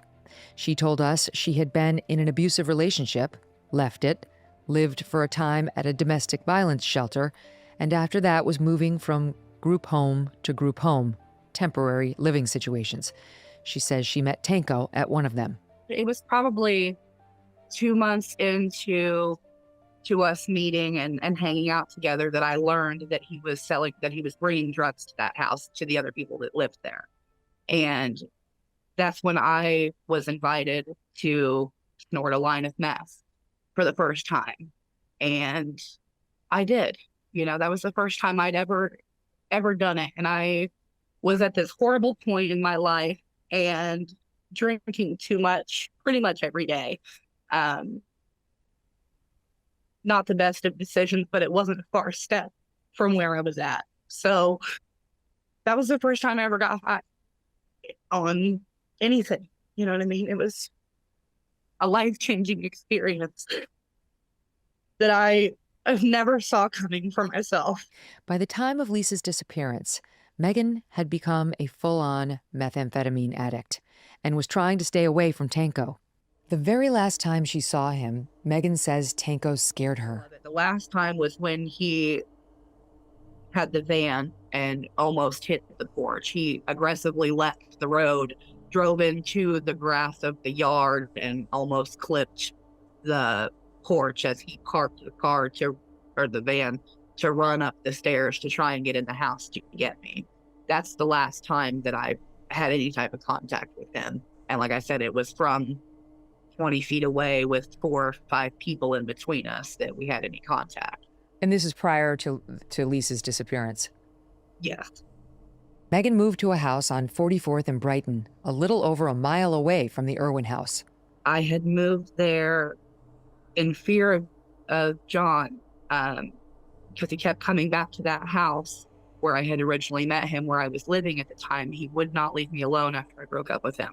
By her account, it was a trap house, a drug den, and her contribution to the household was to let people use her phone. Living in a trap house, what you can provide is everything. Like I said, having the phone and paying the bill every month, that was one thing I could provide to everybody in the house. Now everybody has access to a cell phone with internet. When you're desperate and you're 20 years old and you're just trying not to die, you'll do anything to stay anywhere that's not outside, which is where the only place I had to go. Well, why would anyone involved in the disappearance of baby Lisa call your cell phone the night baby Lisa went missing? I have no idea. It's hard for me to say. I had only had that number. It was like a Verizon prepaid phone for about 6 months. I still got calls for other people, whoever had the number prior. There were several people that used my phone in the house that I lived in on a regular basis, so there would be calls coming in for those people. On the night Lisa went missing, October 3rd, Megyn says she left her phone on an upstairs table. I was in that house in the basement getting high in the very early morning hours of October 3rd for the last time of my life. So I know exactly where I was at. After I left there, it was probably 3:30 or so in the morning. I went to Waffle House with one of the girls that was getting high with me at the house there. Okay. And so you left that house, but you left your cell phone behind at the drug house. Yes. I left my phone there, and there were people that were using it throughout the evening. So we had dinner or breakfast, whatever. Went to Walmart, did our shopping, checked out after food stamps hit at 6 a.m. I probably got back to the house 7 or 8 in the morning. And that's when I was handed my phone that had been cleared of texts and call logs and told, hey, somebody said the FBI had called your phone. And I had no idea what was happening at that point. That's when I turned the news on and was able to see the broadcast of her missing. Did you say who picked it up? Let me talk to the person who talked to the FBI. That's what I said. I said, who had my phone? Who was using it? Who were they talking to? At that time, Megyn says she was told that Dane Greathouse, a man staying in her same house that night, had her phone. And describe Dane for us. I didn't know him very well. He had been, like I said, I was living at a trap house. He had been in and out for about a 2-week period prior to that day. So I had seen him. I had been like kind of informally introduced to him, but we never really hung out together in the house. How old would you say? He was maybe a few years older than me at that point, 24, 25, I think. A month after Lisa went missing, Dane had a text exchange with a Kansas City TV reporter and denied any connection with Megyn Wright or the missing child. But he did say that he had used her phone. I used Megyn's cell phone to have my phone turned on and some rides lined up, Dane texted. When our producer talked with him, Greathouse said he did not really know Megyn Wright, but did confirm that they both stayed at the same house for a few nights, the house on 44th and Brighton. Greathouse said Megyn did indeed share her phone with everyone there, and he told us he used her phone 3 times to make calls, but says he never once answered it. The public records only tell half the story. I tried to get all those records to be preemptive about it, because if the FBI called my phone, I want to know why. That's not something that happens to anybody in their regular life. Megyn Wright tells us that terrible night for the Irwins was a big turning point in her life, too. She says the very next morning, she began to get her act together. And I decided in that moment, never getting high again. So October 4th is my first day sober, 2011. I've been sober since. About a week later, she says, the FBI brought her in for questioning. So when it was a couple of days later at that point, the FBI stopped me and take me in for questioning. They connected all the dots and confirmed that they had attempted to call my phone on the evening of, because they had gotten the call records from the Irwin's phone, and they were just trying to call the number back immediately. That's why my phone was called. What was your reaction when they told you? I was terrified. Terrified. At this point, I was a week sober. And once they were done asking her about her own possible involvement, they grilled her about her ex, Tenko. He definitely knew my number by heart because he called me from multiple phones all the time. Like I said, when we were first talking, he didn't have a phone. He had just gotten out of jail, was living at the Honor Center, and was trying to get back on his feet. And then he was so devastated when I rejected him and left him and told him why. You're not the type of man I can have a family with, and that's what I want in my life. And I don't know if the way I delivered it or the circumstances surrounding our breakup or if drugs had anything to do with it on his part at that point, but he just revolted. Everything in him hated me after that.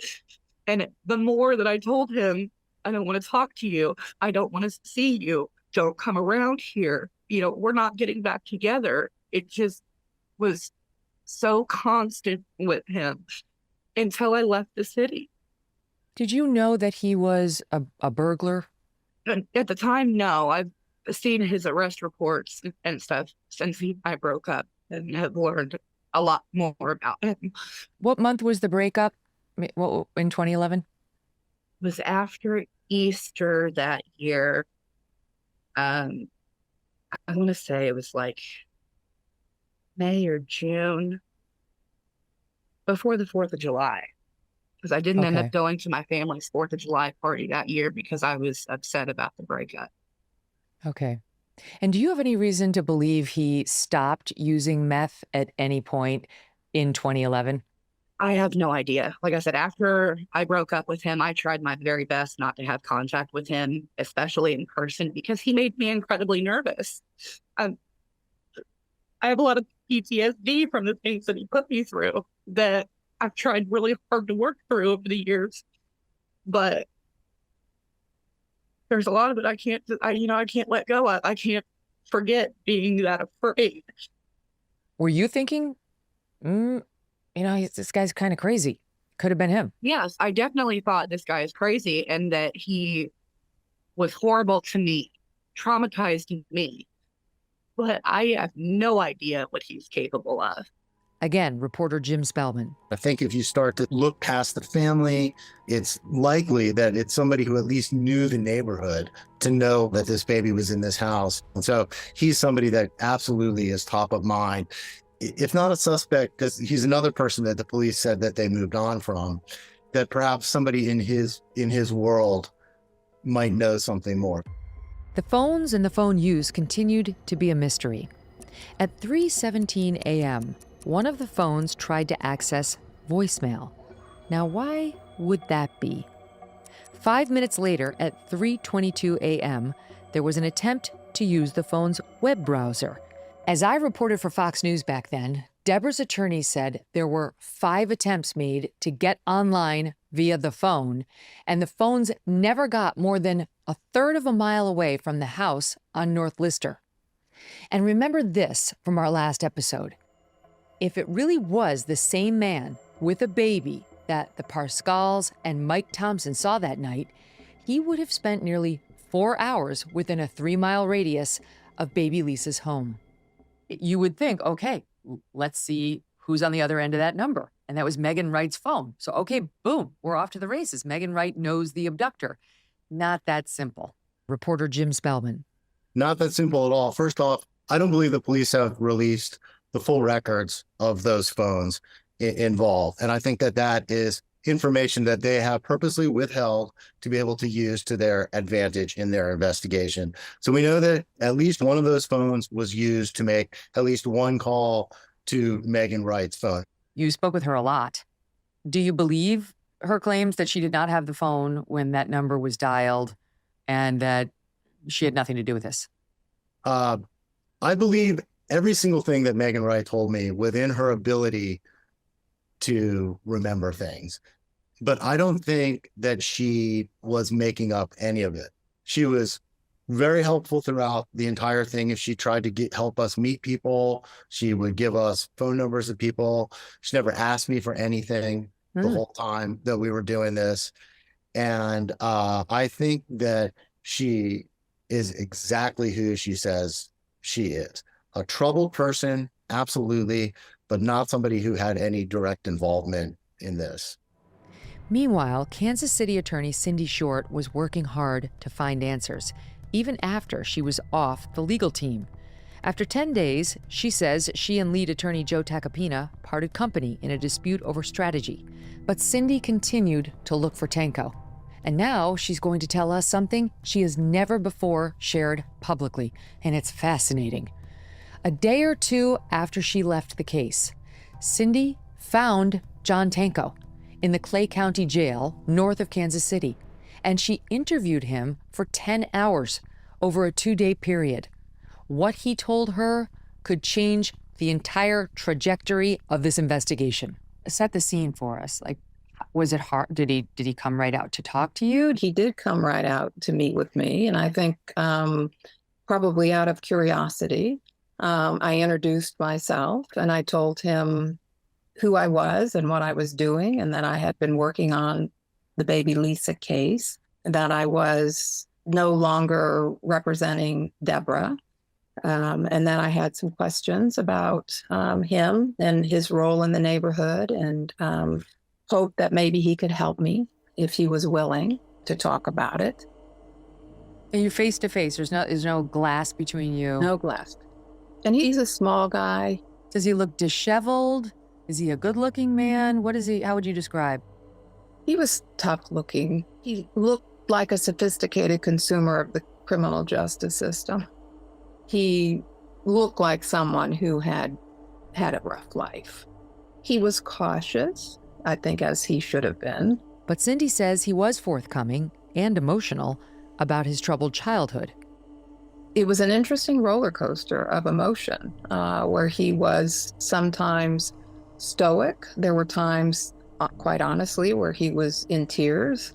It was confusing in some ways. I was trying to use my best persuasive skills to help convince him to maybe bring closure to a family if he could. I tried to get him to tell me where he was on October 3rd and 4th, and he didn't think that would be in his best interest. And then a stunning confession. He did tell me, though, that he had found 3 cell phones, and he told me where he had found them. He also claimed to have told the police that he had found 3 cell phones. This is extraordinary. The 3 cell phones went missing from baby Lisa's house on the night she was taken. And now he's telling you, and there's the reason we know his name to begin with is, yes, neighbors had said he was in the area as kind of a sketchy character, but the reason we know his name is because we have a phone bill that shows one of the Irwin's 3 cell phones called Megyn Wright. Yes. And so once again, it's a link potentially back to Jersey. And now he's telling you, they never found the cell phones. He's telling you he found them. Yes. Yes. And he's telling me where, which is not very far from the house.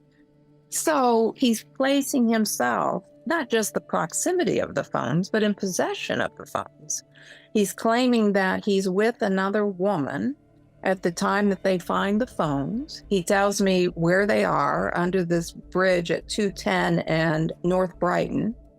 And in fact, this is when I employed one of my investigators with a dog to go down to that location. And he went so far as to tell me that the car that he was in with this woman had a leak, and that I would be able to find a stain on the road where they had stopped. And we did find a stain, but roads have stains. So we went down there with the dog, and under this bridge, there is a culvert. And so there is water there, but it's very low water. Because at one point he had talked about throwing the phones into a pond. He'd also talked about the phones being in this woman's car. But just to back up. So he's saying, there we are having some car trouble, get out of the car, and boom, 3 cell phones. Yeah. And I was just guessing that these belong to Deborah and Jeremy. Like, does he offer any reason why he knows it's those phones? He just told me there were 3 cell phones on the side of the road. Now, he's not telling me that they're Jeremy but I think the connection would be that if he... It's 3 cell phones that are sitting there together? Yes, 3 cell phones sitting there together. Now, at some point he had, he tried to tell me that I don't steal cell phones. But the thing about it is, a thief, if you're going to go into a house to steal stuff, which this guy does, then you're going to steal things you can sell really easily. Cell phones, guns, any kind of electronics, things you can pick up easily, throw them in your pockets. These 3 cell phones were sitting on a counter in the kitchen. So it would have been very easy for a burglar coming into the home through the front door or through that window. The phones would have been right there. But keep in mind Jersey's drug use and his rap sheet. How reliable was he? Was he playing games with Cindy, trying to get information from her to see what she and investigators knew? It's extraordinary that in his time with you, he volunteered that he spent time with these cell phones. Yes. That even he seems to be suggesting are related to the case. Yeah. Like the fact, I think Phil Houston would say that's a liar who doesn't know what you know about what connections he has, admitting just so much just to see, but leaving himself escape routes. Right. So maybe he could get some more information from you, or just in case you knew more than he thought you did. Right. Right. That must have been chilling. I mean, was that chilling, Cindy, when he admitted that? Yes. I take it that was the most shocking revelation, that he copped to finding 3 mysterious cell phones. Yes. Shortly after baby Lisa went missing. Like, how close in time? It was right in that time frame. It was right when it happened.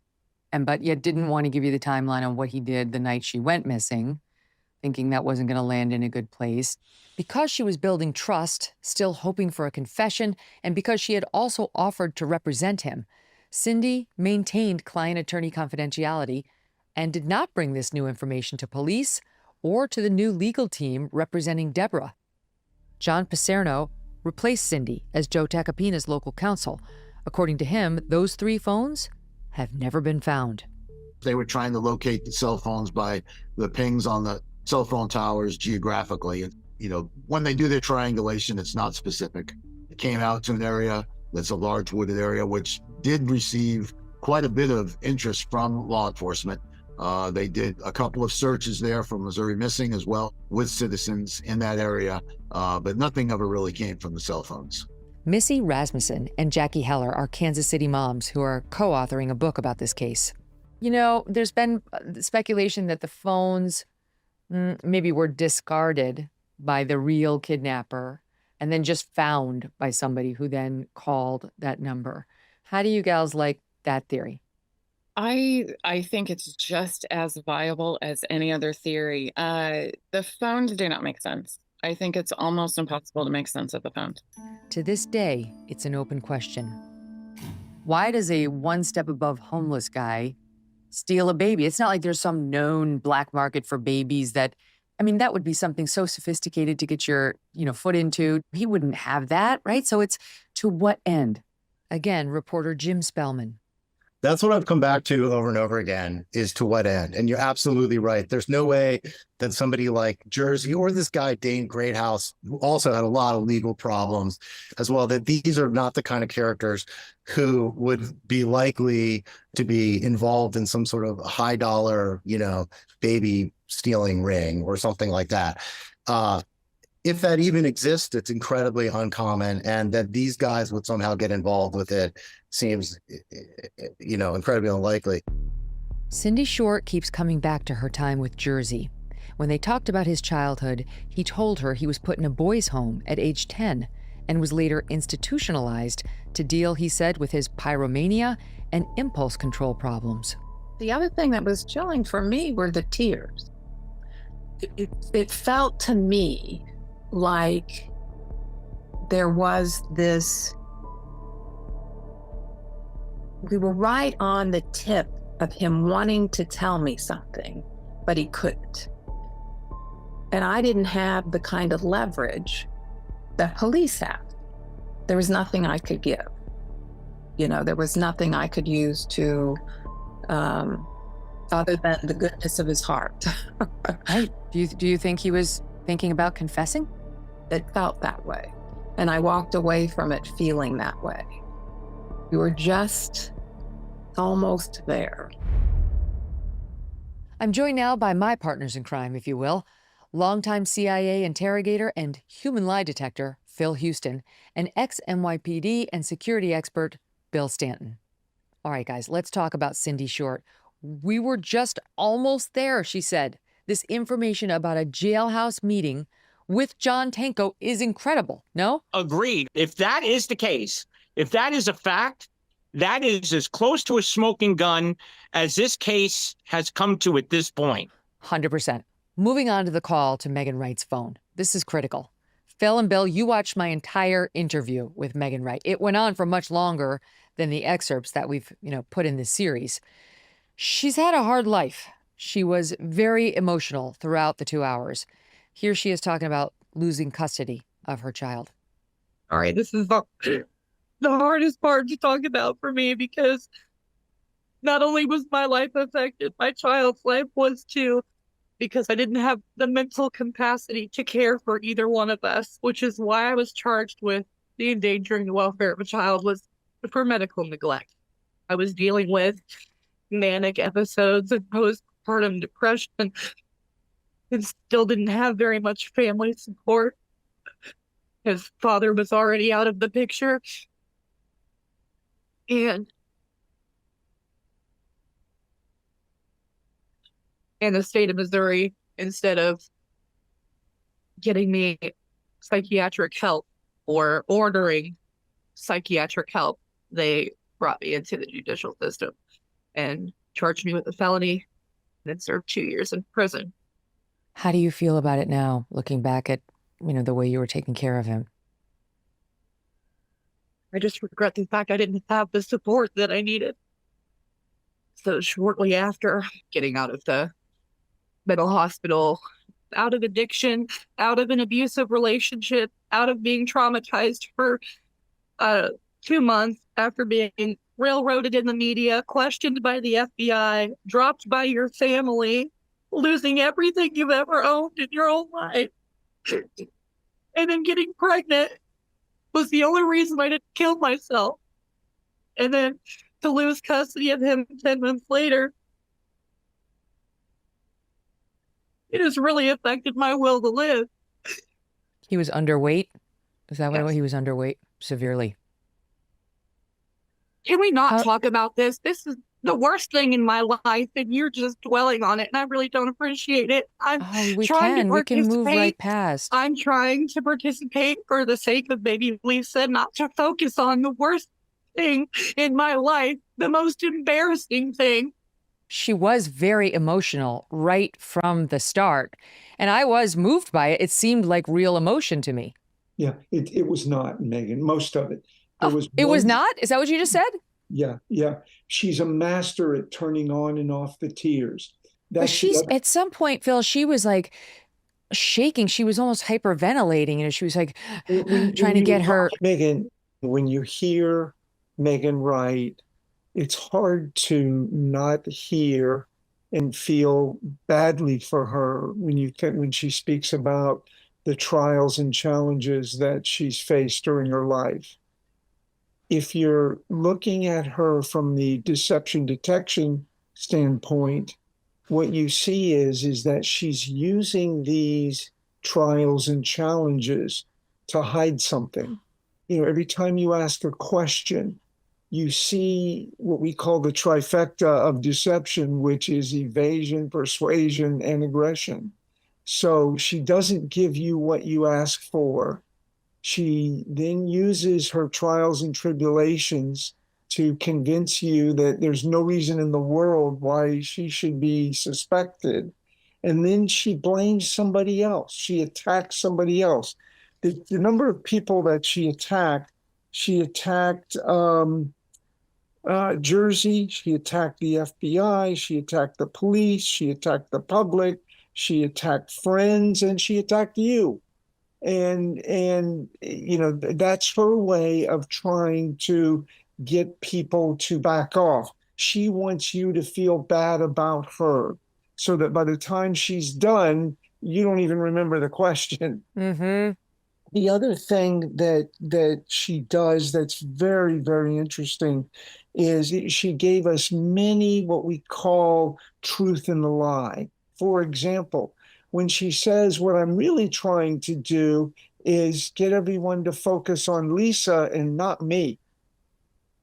Now think about that. If you're someone that's trying to, avoid disclosing something, what she's really saying is, I'm trying to, keep the light off of me.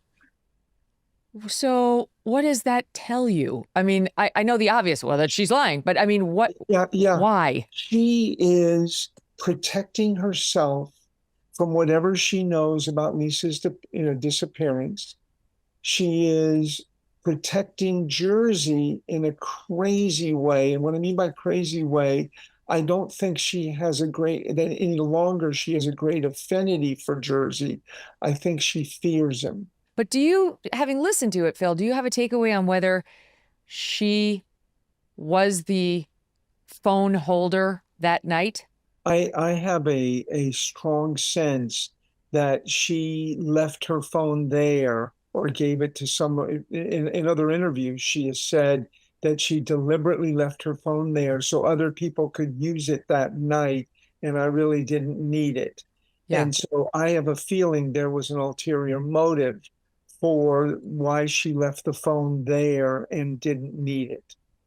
And you're going like full bore against her. So under your theory is she wanted the baby. She was in on the baby plot. She gave the phone to somebody else so that it wouldn't be on her, and she intentionally went to Waffle House, Walmart, so she wouldn't be near any. I'm not convinced, Megyn, that it is a baby plot for her. I'm not convinced of that at all.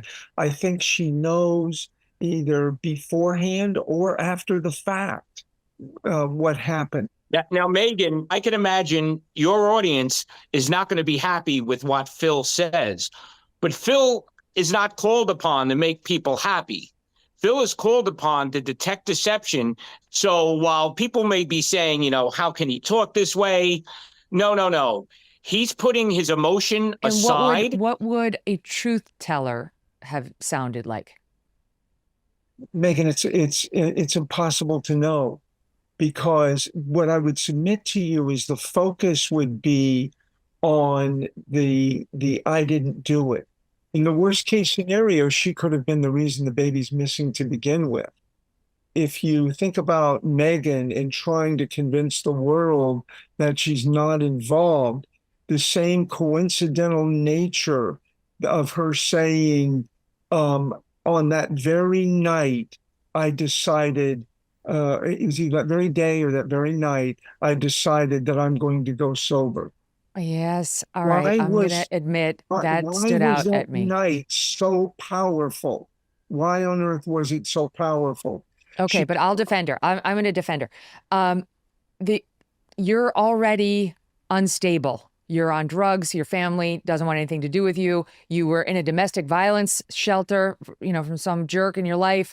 Now you're with this other jerk who you've broken up with, who's stalking you. You're traumatized. There was a lot. That morning, at least she found out that the FBI was calling her, and she's worried. I don't know. She's worried. So could that be, like I said, scared straight?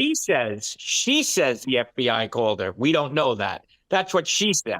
Yeah. Also, she said, I didn't know who to call back. Google the FBI and you have a phone number. If somebody thought I had committed a crime, I'd be on the phone with the police or with the FBI or whoever. She's a drug addict. She lives in a drug house. None of these people wants to voluntarily bring law enforcement into their lives. What does she gain by telling us falsely that the FBI called her when they didn't call her? I don't see it. See, there you go. I've rehabilitated her on one of your key points, Phil. Take the L. It's very possible that she's simply trying to get everyone to believe that she's been through all the right steps and she cooperated every step along the way.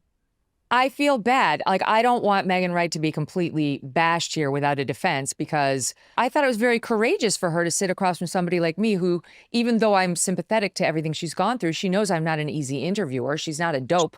So you guys had me crying. I was crying. Yeah, you were crying. I was Phil crying. is so cynical. That's what we pay him the big bucks for. I apologize. Is there any chance how confident are you? Because I'll say this, I love you, Phil, but are you too biased against Megyn Wright and in favor of Deborah? No, she can make herself cry by thinking about all the bad and horrible things that happen. And she turns it on and off on command. I mean, I know you're a genius, but I still have sympathies for her. And we're allowed to do that, Megyn. We're allowed to have that emotional response. But to Phil's point, many a bad guy and bad woman will prey upon that emotional response. Yeah. The bad guys know how to manipulate. They have sad stories, but they still may be bad guys. Now, do I think, I differ slightly than Phil. I do think it's Jersey. I do think that, I don't think it was an organized thing. I think it was a crime of opportunity, because why would he be walking up the block, with a baby in its arms? I think it's Jersey as well. I'm not disagreeing with you. I think the admission to the lawyer about finding 3 phones on the night that 3 phones were stolen is ludicrous. Wait, what do you mean? To believe that that's not him doing a couple of things.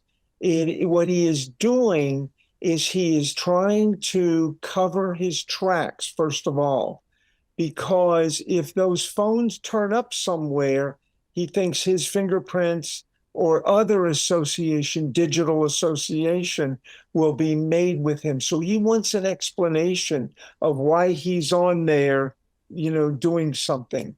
I knew it. I said that to Cindy Short. I said Phil Houston's going to say he was admitting just enough to cover something he did, but not the whole thing. Yeah. John Jersey Tenko was questioned by the police at the time.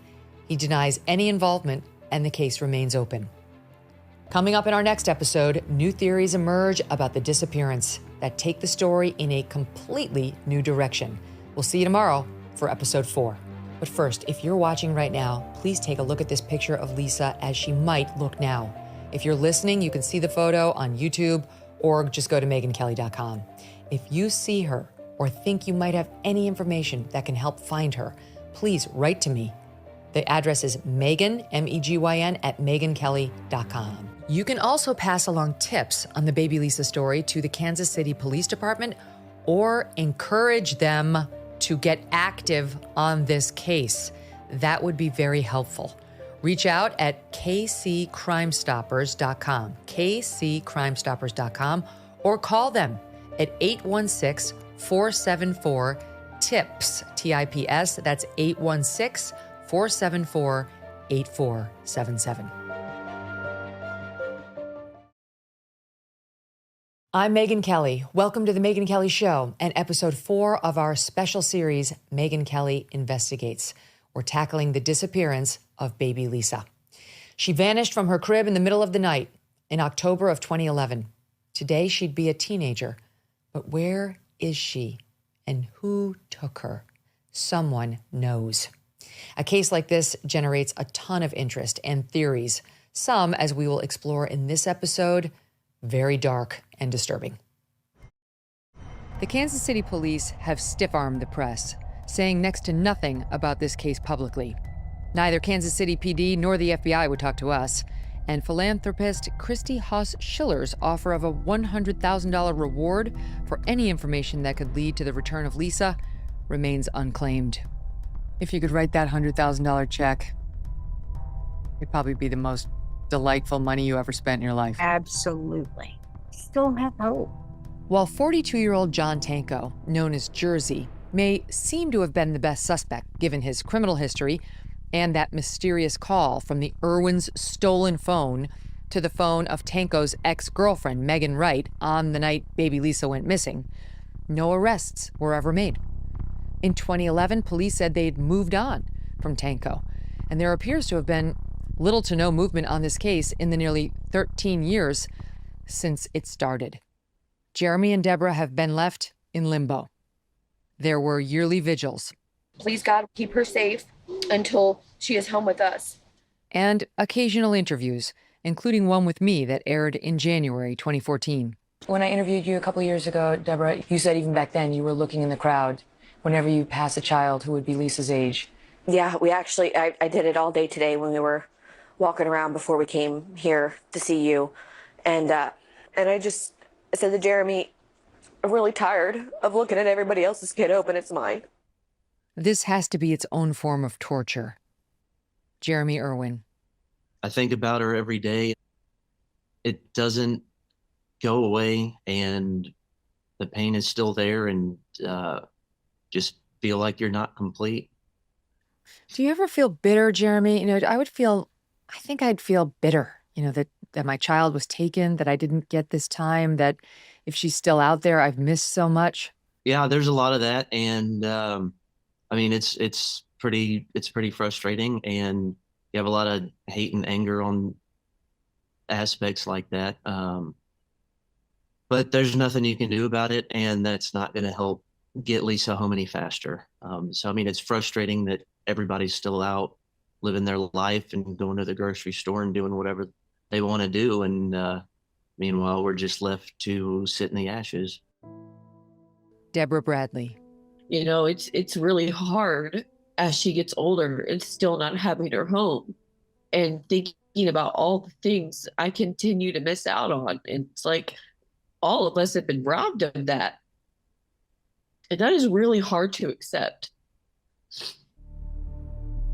I just started reading stuff and just writing down a name here and a name here. And then I started doing my own searches. Deborah's aunt, Cindy Lorette, has been relentless, constantly searching for clues, trying to piece together what may have happened. I've done my own thing because there isn't anybody to help. I have sat in courtrooms. I have done my own surveillances. I visited people in jail that I didn't know.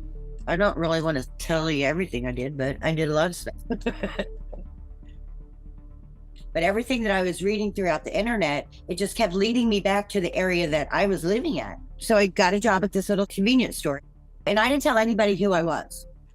I just listened. I wanted to know things. I wanted to, and I did. I started to hear things. I mean, people talk. Kansas City moms Missy Rasmussen and Jackie Heller, who are writing a book about this case, have spent more than a decade looking for leads. Where did that take you? What did you find?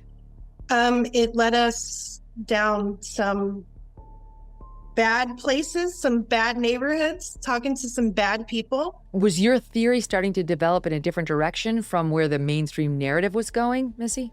Yeah, definitely the mainstream narrative here is either Jersey or the mom. It is overwhelming how many people think that Deborah had something to do with it. Nobody in this town is looking for her because they think her mother killed her, and she got away with it. Much of what they've heard is secondhand and goes to some very dark places, to drug dens, to baby brokers, to terrible conclusions. My understanding is that you guys have spoken to at least 5 people about this theory, that some criminal element somehow connected to the family was responsible for this, and that at least 3 of them mentioned the sale of a baby. Yeah. Correct. Right. In 2021, Deborah said much the same to a local reporter. What are you sure of, Deborah? If the tips are right and the information we were given is right, she was sold. You believe she was sold? Absolutely.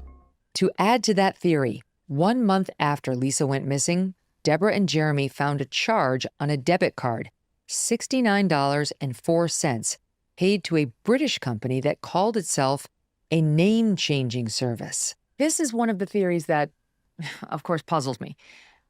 How would the person wanting to steal baby Lisa think that they were going to get away with stealing baby Lisa on this night where the mother is at home?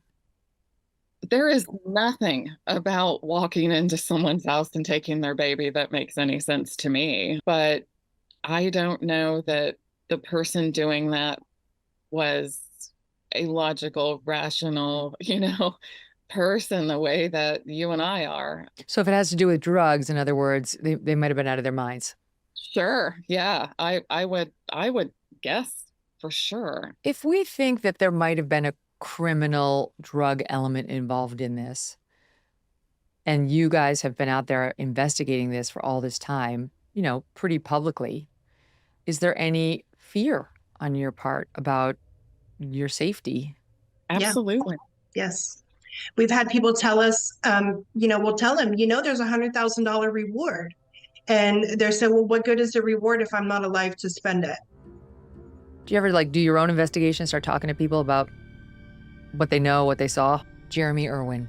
Yeah, I mean, we did for a long, long time. And I mean, most of the stuff that we've gotten is stories that people have heard from other people. So it's a lot of it's third person stories. And I think there's real merit in a group of individuals that operate in that area that get rid of kids and illegally adopt, or however you want to phrase it, but take in children that they're not supposed to have and redistribute them. That's definitely going on up here. And at least at the time when I was talking with the investigators about it, they laughed in my face about it. So other storylines that have circulated amongst the locals involve Deborah interacting with the drug underworld, possible urban myths with no proof, including one that baby Lisa was handed off to pay a drug debt. Was there anything that you, looking back, may have done to bring any of that cast of characters into your life? Certainly not us. But we had people nearby that were into that lifestyle. And you and Deborah never went there, scored drugs, called for anything from anybody connected to that place? Oh, no, never. 100%. Did they ever accuse you or Jeremy of being on drugs or having a connection to this house? Deborah Bradley. No, because we offered samples of our hair so they can test hair and find out anything and everything you've done. Some drugs, including methamphetamine, can be detected this way. And so they were able to tell that I was telling the truth about that. That as far as that, if there was a connection and that was it, that's null and void. That's just not even an option. And so I ask you for the record, have you been on drugs? Were you on drugs around the time Lisa went missing?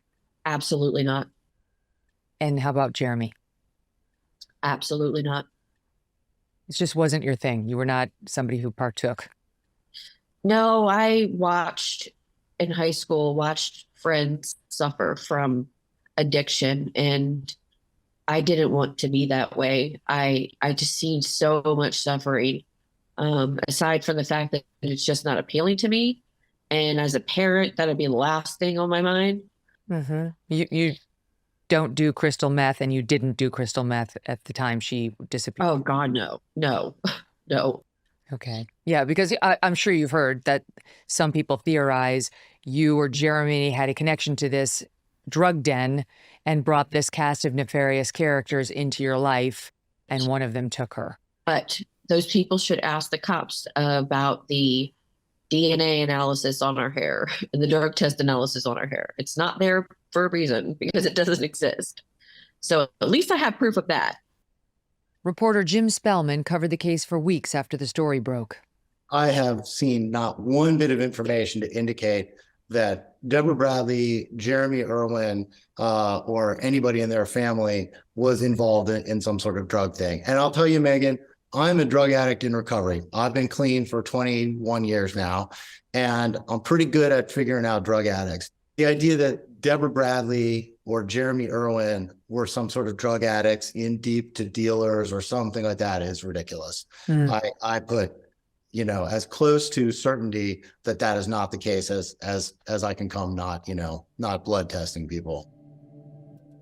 And now you are going to hear the absolute worst, darkest versions. Again, these are most likely urban myths. We just don't know about what may have happened to Lisa. And we do need to warn you, they come with awful, grisly details. Author Jackie Heller. And this is what really breaks my heart about this whole thing, is the one consistent narrative that we have found in this story is that Lisa is no longer with us. What you're saying is you've talked to people who think they know what happened and who say the baby was killed. Yes. We had someone tell us that Lisa is in the bottom of Smithville Lake, and they put her body in a duffel bag and made sure that the blocks weighed more than she did. So there was no chance of her body coming up. Those are the kind of things that we've heard about this. Cindy Lorette, Deborah's aunt, heard something even darker.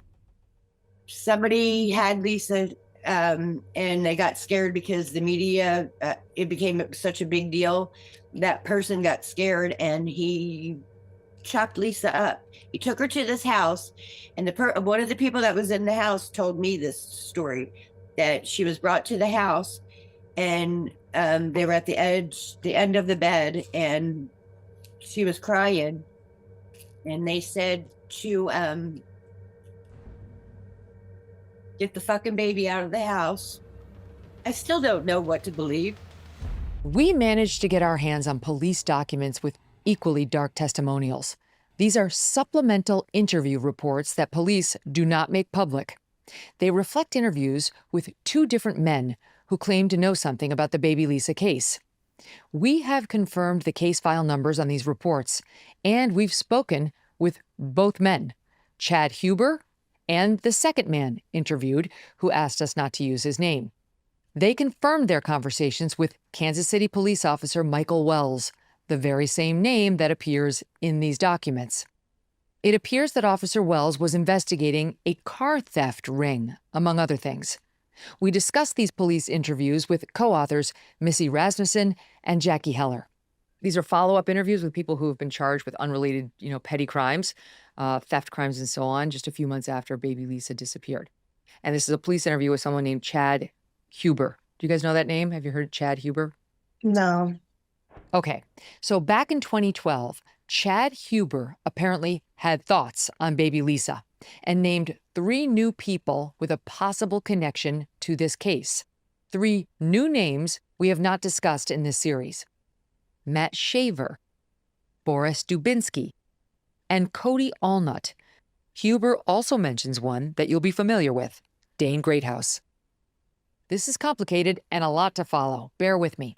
According to the interviews, Chad Huber, car thief suspect, tells cops that Cody Allnut, an 18-year-old who, according to his father, was hanging out with a bad crowd, wanted to talk to Chad about baby Lisa. Chad Huber tells police, presumably based on that conversation with Cody Allnut, that baby Lisa is dead. And while the documents do not reveal anything about how, Chad Huber says several people are involved. Dane Greathouse, the same guy who allegedly had the phone called by the Irwins' stolen cell phone the night Lisa went missing, was paid to move Lisa's deceased body, says Huber, from one gravesite to another. Who? Who paid him? According to Huber, it was convicted criminal Boris Dubinsky. Huber tells police, as reflected in these documents, Dubinsky paid $15,000 for the transfer. Why would he do that?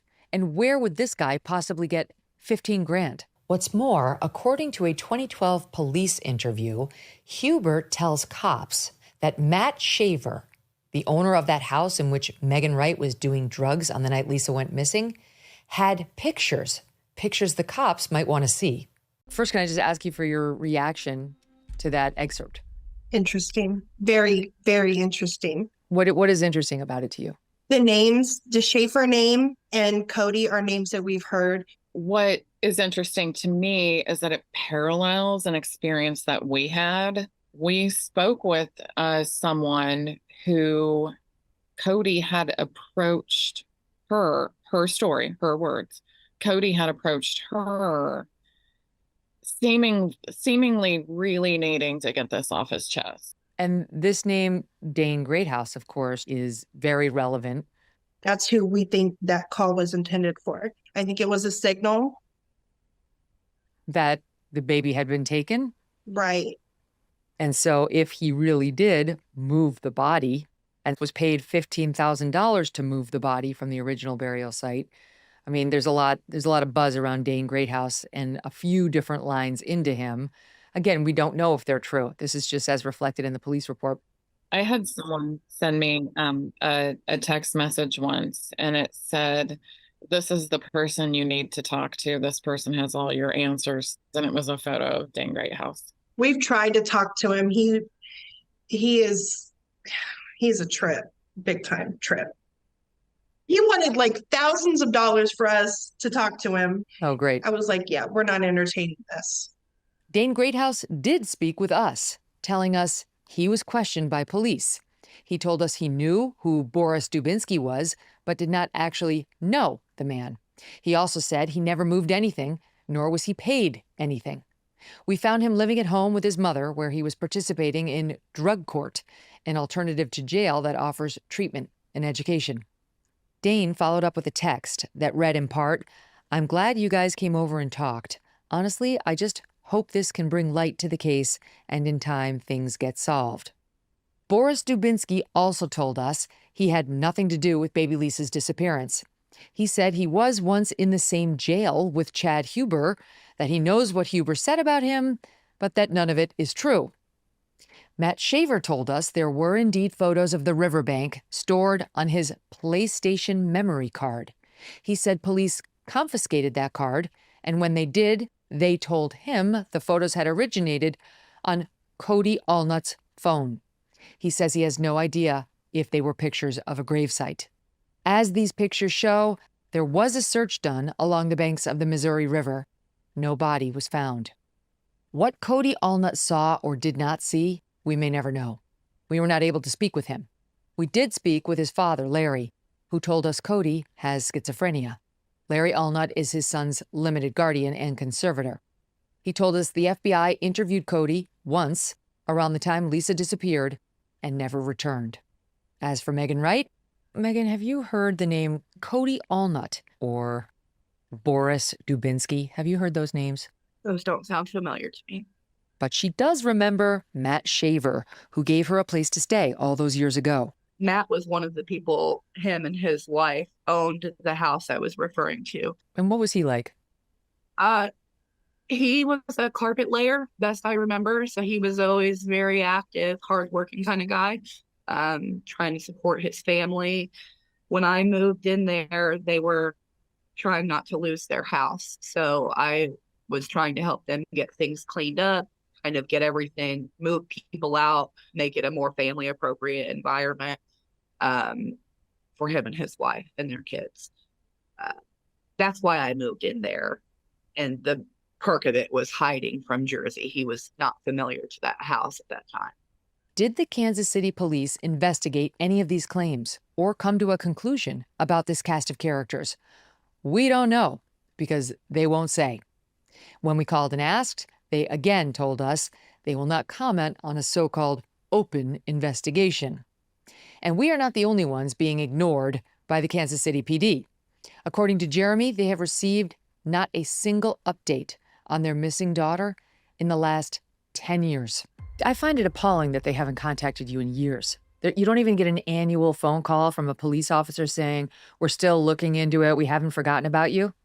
Oh, no. I couldn't even tell you the last time we were contacted by law enforcement of any kind. It was maybe year 3, maybe. Oh, wow. It's been a long time. They've moved on. For sure. I think they realized how big it was, and I think they screwed it up really badly, and I think they just want to be done with it.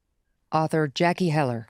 They dropped the ball. They had tunnel vision from the beginning, and they've dropped the ball. They have let Lisa down. Once again, Deborah's aunt, Cindy Lorette.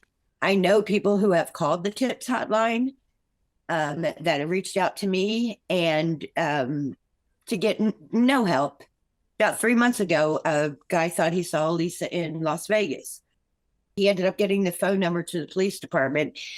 He called there and they said, okay, thanks, and just hung up. They did not ask him any questions. He gave them the information. They don't care. They're not looking for Lisa.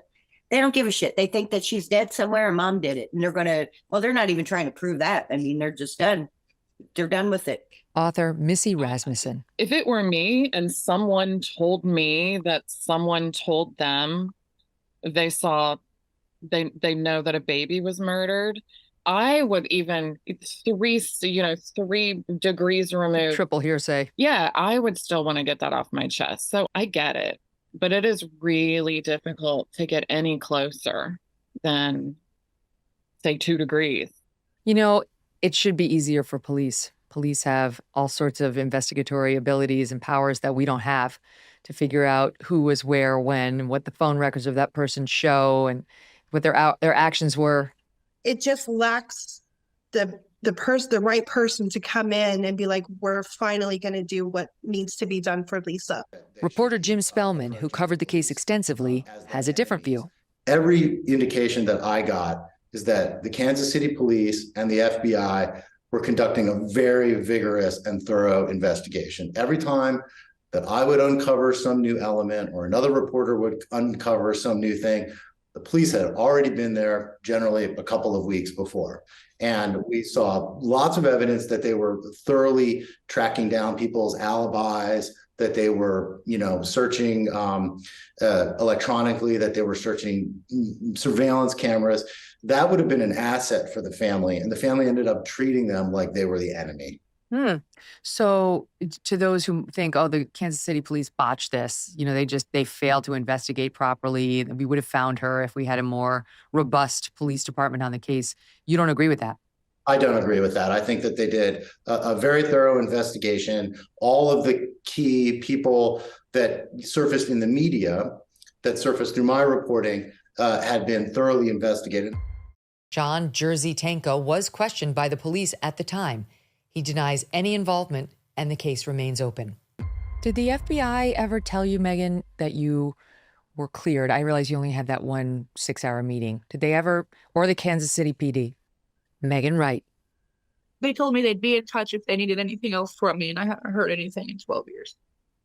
Never seen anything where they made a statement publicly bringing up my name saying, oh, she was cooperative. She came in for an interview and we have ruled her out as a suspect. You know, that'd be great to hear, but it's never happened. As for Jeremy Irwin and Deborah Bradley, it's been dark narratives, 12 years of missing their baby girl, and a struggle to stay together. It's really hard to be there for someone else that you love when you're falling apart yourself. And we tried to make it work for a really long time. And I think it just got to the point where, unfortunately, we fell into this statistic. Their relationship came to an end in the summer of 2022, and Deborah moved out of their home on North Lister. I had hoped we would beat the odds. But it's okay, because now we have the chance to get better on our own and be better for our family and ourselves. You know, the main concern for me, outside, second to Lisa, has always been the boys and making sure that they have some semblance of a normal life, even with this going on. And I feel that we have at least succeeded in that. And you still, notwithstanding the fact that you're separated from Deborah, you still believe in her. It hasn't caused you to doubt her. No, not at all. I mean, it doesn't change the fact. I mean, we're talking about my daughter here, and we're talking about her mother. So it's the same thing I've been saying for years. You know, if you're going to tell me that Deborah did it, you better tell me what it is, and you better tell me a story associated with it. Other than that, I've heard it all, and you can't tell me nothing new. I think that God put us together because he knew we would be able to survive long enough to be there for each other in positive ways. And we may not be together now, but I still trust him, and I will always love him because he has my kids. You look at the joy that you get from raising two boys and having them go out into the world, and they're awesome young men, and they're going to kill it, and they have their own life paths, and everything's starting to work out for them. But as a man, I was robbed my portion of that with my daughter. You know, I hope one day that tomorrow or a year from now or whatever, I hope that Lisa's found and that she comes home and we can start over, and at 13 years old or 18 years old or however old she is. But it would be nice to start that relationship, in which I haven't been able to have this whole time. What if all it takes is just the one person to watch what we're doing now, and they're like, oh, this kid looks familiar? It could happen in so many ways. And we've also put our DNA with Ancestry.com and 23andMe.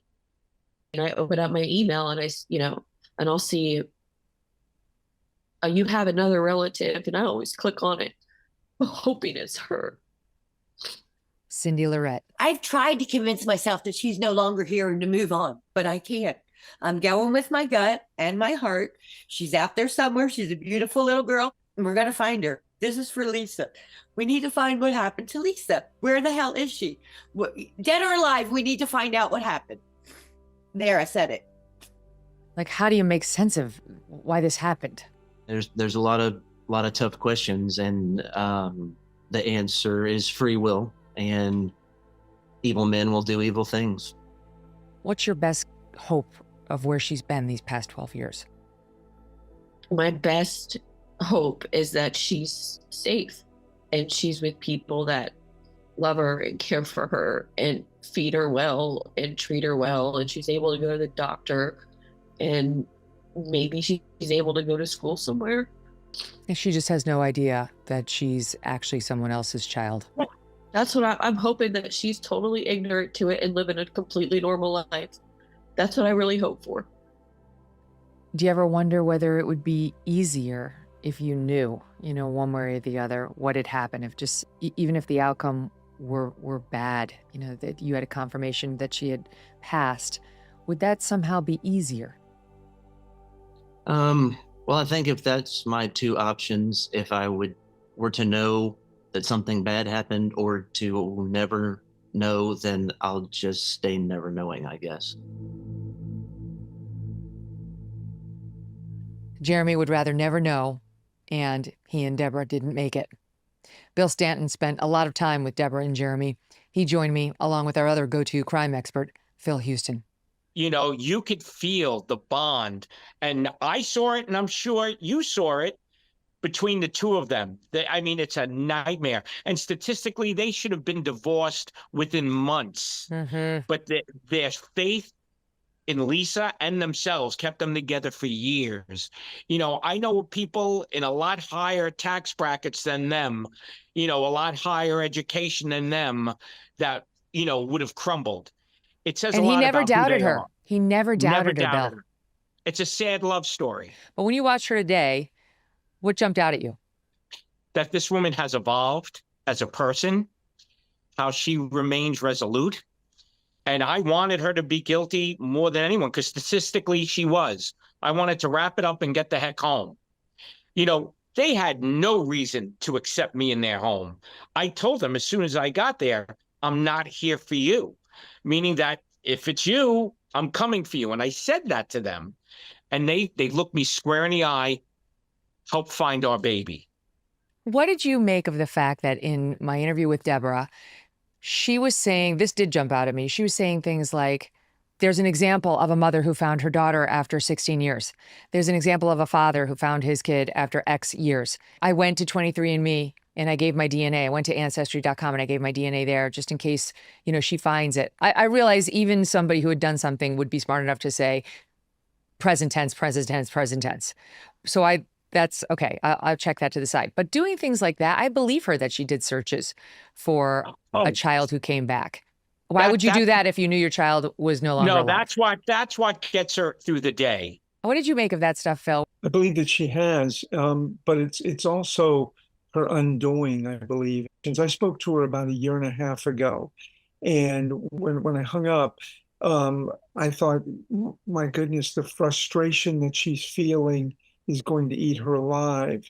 And you know, I don't want to trivialize it in this comparison, but you know, think for a moment, you're at your house and all of a sudden you're looking for your car keys and you can't find them, and how quickly you become frustrated, and you look and you start, you know, hollering at people and, you know, help me find my keys and, you know, whatever. Think if that frustration went on for 12 years, how would you, you know, how big would that build that you're looking for this thing that you can't find? That leads me back to these police reports that you guys have seen, these interview reports that we managed to get our hands on. And they talk about how these alleged petty criminals around this case allegedly, again, this very much could be crooks trying to lower their sentences and give police fake little gold nuggets. But they talk about having seen pictures of a gravesite, pictures of a mound of dirt. Somebody allegedly brought the baby in a black garbage bag and buried it. Like, there's some of that out there. I mean, it's possible that she did the same thing, that's all made up, but that she did actually bring the baby out there and that the baby was buried. And this same Keystone Cop Force just didn't find it. See, the first thing that comes to my mind, Megyn, is that if I've committed a crime as heinous as this particular crime, I find it hard to believe I'd be running around telling people that we've done this and so forth. And you know, while one person might do it, I think if it were a group effort, that one person would be in hot water pretty quickly with the rest of the team, so to speak. You know, even if they were under the influence of drugs, the next morning they would probably be saying to themselves, we need to put a lid on this. The greatest thing I think Deborah's got in her favor, you tell me if I'm wrong, Bill, is Phil Houston. And for that, nothing to add. Right? Absolutely. I just can't get past the fact that the human lie detector, CIA 25 years, breaking terrorists, breaking double agents, seeing the deception where no one else could, that guy got fooled by Deborah Bradley. I don't believe it. Thank you for the kind words, Megyn. Believe me, like you, this case has haunted me, and I pray often that I'm right and that she's right, that Lisa's out there somewhere. Coming up in our next episode, Jersey John Tenko, the man everyone wants to know more about. We found him, and wait until you hear what he told me. We'll see you tomorrow for the final episode. Don't miss that. But first, if you're watching right now, please take a look at this picture of Lisa as she might look now. If you're listening, you can see the photo on YouTube or just go to megynkelly.com. If you see her or think you might have any information that can help find her, please write to me. The address is Megyn, Megyn, at megynkelly.com. You can also pass along tips on the baby Lisa story to the Kansas City Police Department or encourage them to get active on this case. That would be very helpful. Reach out at kccrimestoppers.com, kccrimestoppers.com, or call them at 816-474-TIPS, TIPS. That's 816-474-8477. I'm Megyn Kelly. Welcome to the Megyn Kelly Show and episode 5 of our special series, Megyn Kelly Investigates. We're tackling the disappearance of baby Lisa Irwin. John Tenko, nicknamed Jersey, the handyman in the neighborhood with a long rap sheet, the ex-boyfriend of Megyn Wright, the woman whose phone was called by the Irwins' stolen phone the night their baby, little Lisa, went missing, and the guy who tantalizingly told attorney Cindy Short he just happened to find 3 cell phones and then tossed them somewhere around the time the baby went missing. You've heard his name again and again in this series. Everyone wants to hear from him and find out what he knows. Well, after 12 plus years, we found him. If you're watching, that's him in the red sweatshirt on the bike. We tracked him back to New Jersey, where he was arrested for shoplifting in 2022. Now that we know where he is, it's time to figure out the best way to get him to talk. Here's part of my strategy session with our go-to experts, Bill Stanton and Phil Houston. So unbelievably, we found Jersey. After all this time, nobody could find him. Cindy Short found him, but the cops apparently didn't know where he was for some time. Jim Spellman, who's been doing yeoman's work on this case, couldn't find him. We found him, and now we got to decide what to do with him. So got to figure out what the approach should be. I'm perfectly happy to just go knock on his door and see what happens. Well, if you go knocking on his door, it's very easy just to not even answer or just slam it on your face. What I'm thinking about doing is luring him out, and then you come between him and the door, which may give you that precious one line, that question that will hook him. And then he will want to stay outside. And then when he comes out, he doesn't even have to know we're together. I got your back, and then you confront him. I just want to say that the way I would normally do this is I would ring the doorbell, and I would say, "Are you John? Hi, I'm Megyn Kelly, and I'm trying to investigate what happened to this poor missing baby. You know, a lot of allegations have been made about you. Will you talk to me? I'd love to give you the chance to answer some of the things that have been said about you." It's all in the approach. You see, the way I'm proposing it, you get 2 bites of the apple. Megyn, if we want the outcome that we can actually get him to open up even a little bit, you and Bill need to stay together. And with you ringing the doorbell, Bill standing slightly behind you. If he's outside, then you approach him. Megyn, you would approach him first. Bill would stay back. Bill needs to keep you within near arm's reach distance. If we want to get information from him, we need his resistance at the lowest level possible. And I believe, Bill, you need to give her the highest level of safety and security possible. So how can you describe that, Phil? So how would that look in your scenario? Well, I loved your introduction. Hi, I'm Megyn Kelly. I'd love to have a chat with you. And here's the reason I'd love to have a chat with you. We have been working on the disappearance of Lisa for over 10 years now. And as a result of that, We know a whole lot more than we've ever known, to include the players that are involved. And that's why we're talking to you today. We want to get your side. I would not mention investigate or investigation. I wouldn't mention case, anything that has consequences associated with it. You just want to have a talk in a conversation.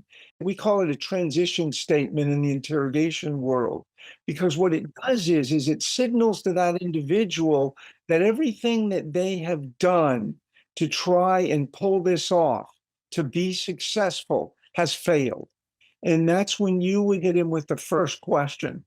What was your role in the disappearance? It's a presumptive question. A question you want to make sure if you can get in on camera is the question about the telephone. Is there any reason your fingerprints are on those telephones that went missing that night? So, this is a tried and true technique of Phil's. We've actually seen no evidence that Tenko's fingerprints are on any cell phones. You keep talking. John, you're a smart guy. You know that at some point this was going to come to this. You can help resolve this whole matter that has caused pain and anguish to the parents and to their family. We're not here to argue with you or call you names or anything. And what you're doing is you're limiting or minimizing the amount of questions, because every time he answers with a lie, your job gets twice as hard to get that admission. But if you can right off the bat can get him to listen to you, you've got a shot. We could talk all about the questions, but the first phase is getting him to stay. The further away getting him outside that front door gives her more time. Time and distance give Megyn options, because unless we get that engagement, all of this is for naught. I understand, Bill, but I think you may have a chance to get him to open up a little bit. So, Phil, psychologically at that moment, what are you trying to do? Build him up into thinking like that you actually believe he could be helpful, that he's not an adversary or a target, but that we're all in on this together?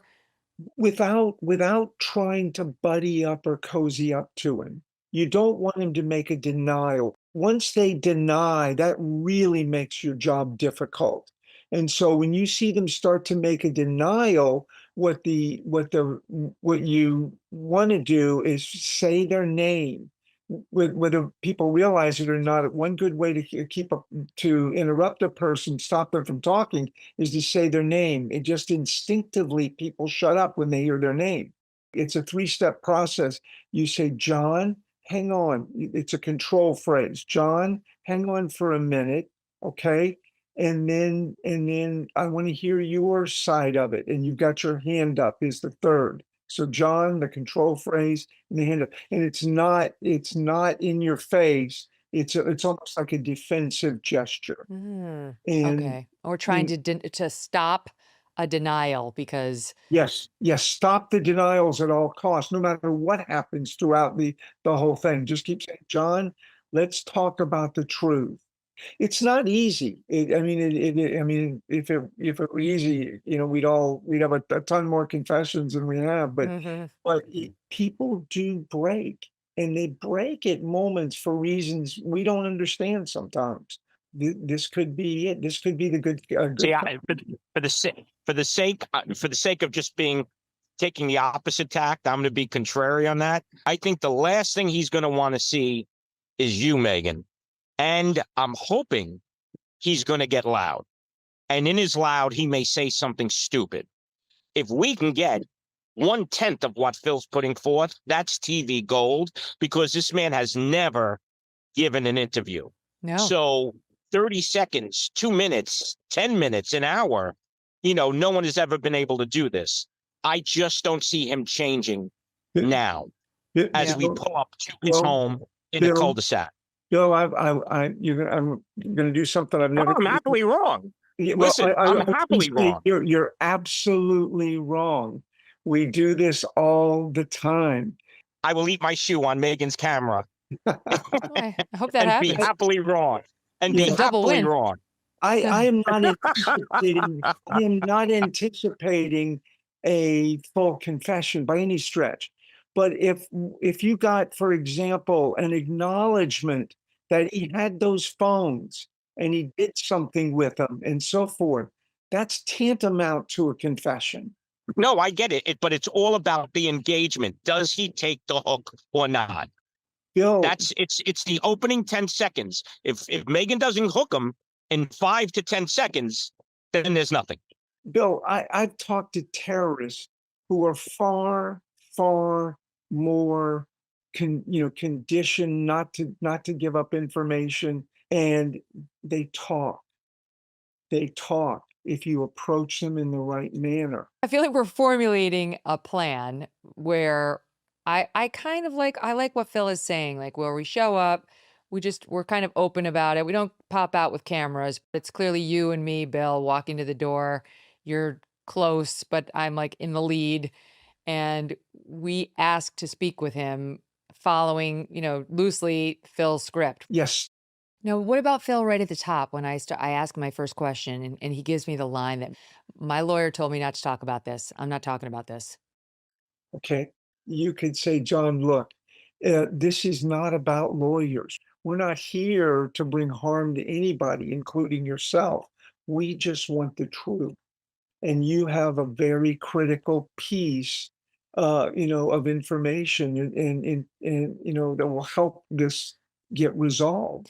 So if he's talking in any way, in a confrontational way, in a confessional way, in a friendly way,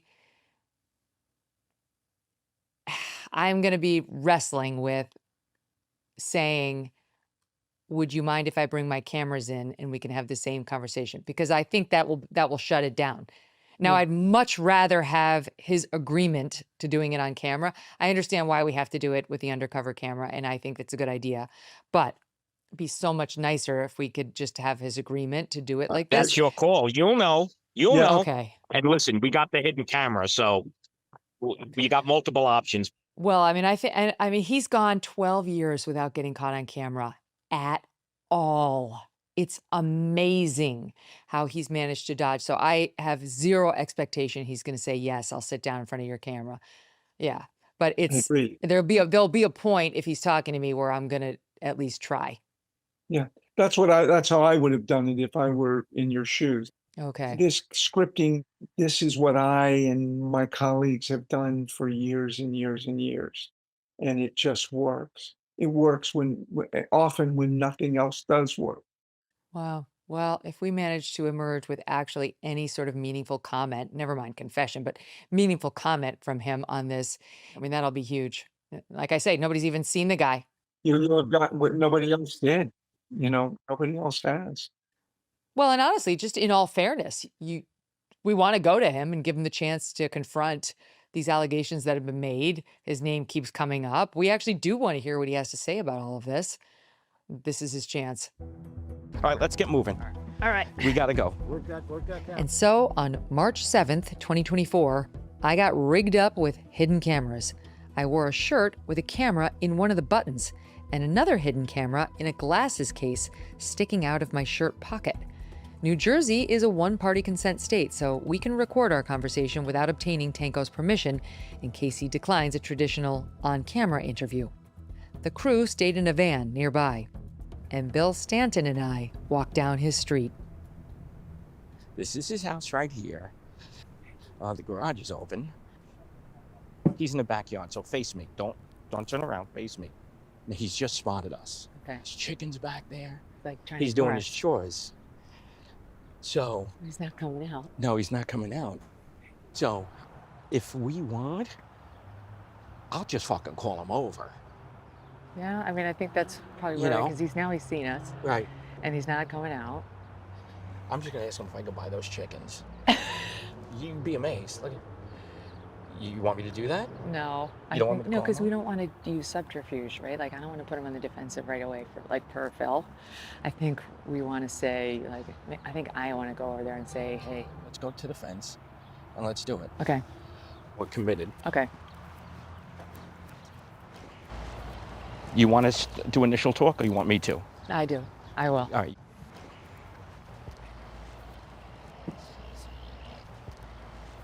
John. Hi. How you doing? I'm Megyn Kelly. How's it going? Nice to see you. What's going on here? Chickens? Yeah, roosters. Awesome. Yeah, we got 2 horses. 2 horses? 4 ducks. You got like a whole farm going on back here. Yeah. Thanks for talking to us. I've been working for 10 years on the baby Lisa case. I think a lot of people have. Yeah, and it's been tireless for us. I mean, we're obsessed. I can't figure out. I can't either. I know. You know, we know a lot now. We have come to an understanding of some basics, what happened and who was involved. And we are really hoping that you can help us, fill out some of the story. We think it's really important to get your input. And I was wondering if you would talk to me. I'd rather not, because my lawyer told me not to talk to anybody. But it could be a death penalty case, and I don't want to have to sit in prison for 5 years. You know, to go to trial. You know, the thing is, it's like Deborah and Jeremy have been, tortured. Imagine. And so all we're trying to do is like sketch out the story and wondering if you can tell us what your involvement was in the disappearance of baby Lisa. I don't have any involvement. That's what I'm saying. None whatsoever. Yeah, I mean, the FBI vacuumed the house. They find DNA. You have a million skin cells. You go like that, they're going to bag it up and they're going to DNA it to me. And I'd be charged. No doubt about it. So. What do you mean? Their story is, well, Deborah's story is that some just random person came in the house and kidnapped the baby, right? Yeah. So now the FBI's involved. They vacuum bagged the whole house. And if my DNA was in there, like from dead skin cells, I'd be charged. It wasn't in the house. Did the cops talk to you? Yeah, they told me this. Did they ever take DNA? Yeah. They did? Yeah. Oh, what did they, like a saliva? They did? Yeah. Did they tell you that you were cleared? They said I didn't have to, but I did it anyway. Okay. And did they tell you were cleared and you were good to go? No, they didn't say, they still say it's an open case. Okay. Well, what we're trying to do is help them because the way I see it is we're trying to provide them with closure. You can help us do that and with some comfort, and just figuring out what the story is. This is big shot lawyer here, ain't it? No, he's not a lawyer. He's my friend. This is Bill. Yeah, no. In another life, he's a lawyer. See, they do these stories, and people just trash my name. They totally trash my name. Yeah. You know what I mean? I was involved with a lot of illegal activity back then. Sure. I mean, a lot of people get mixed up in drugs, and I understand that. What do you think should happen to the guy? Huh? What do you think should happen to the person if they had this? I don't know what happened. So, I mean, if it's a kidnapping or, God forbid, a homicide, motherfucker can't stick a needle in his arm. Do you think that the person who took the baby did it spur of the moment or that it was planned? I have no clue. No clue. You worked in the neighborhood that night, right? Like not that night, but yeah, I was working in the neighborhood. In general. So why would somebody have said they saw you outside of the Irwins' house that night? People lie a lot.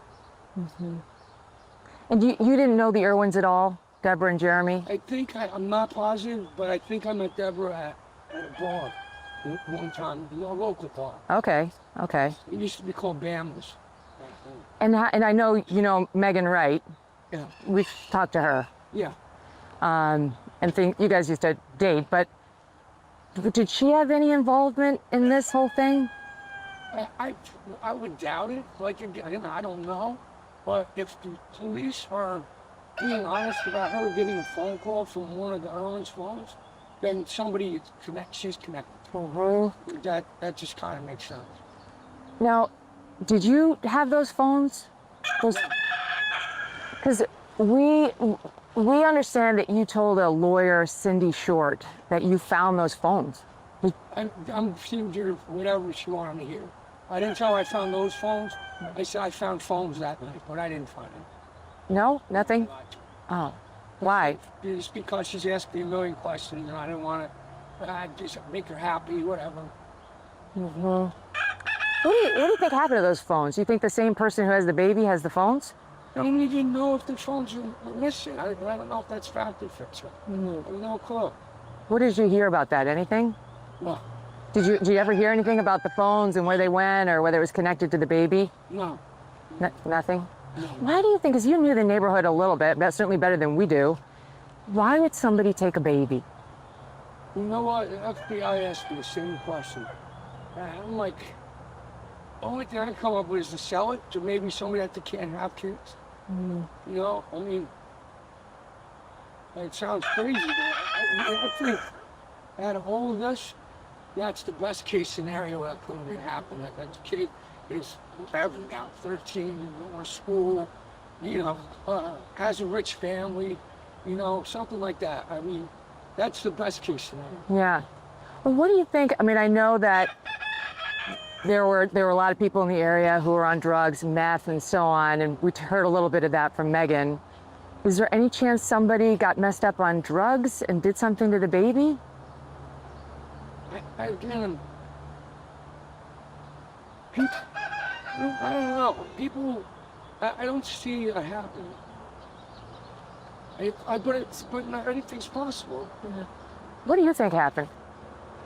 You know what? I was thinking the parents have something to do with it because they hired all these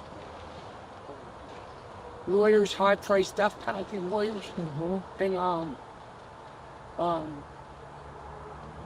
what was the other thing?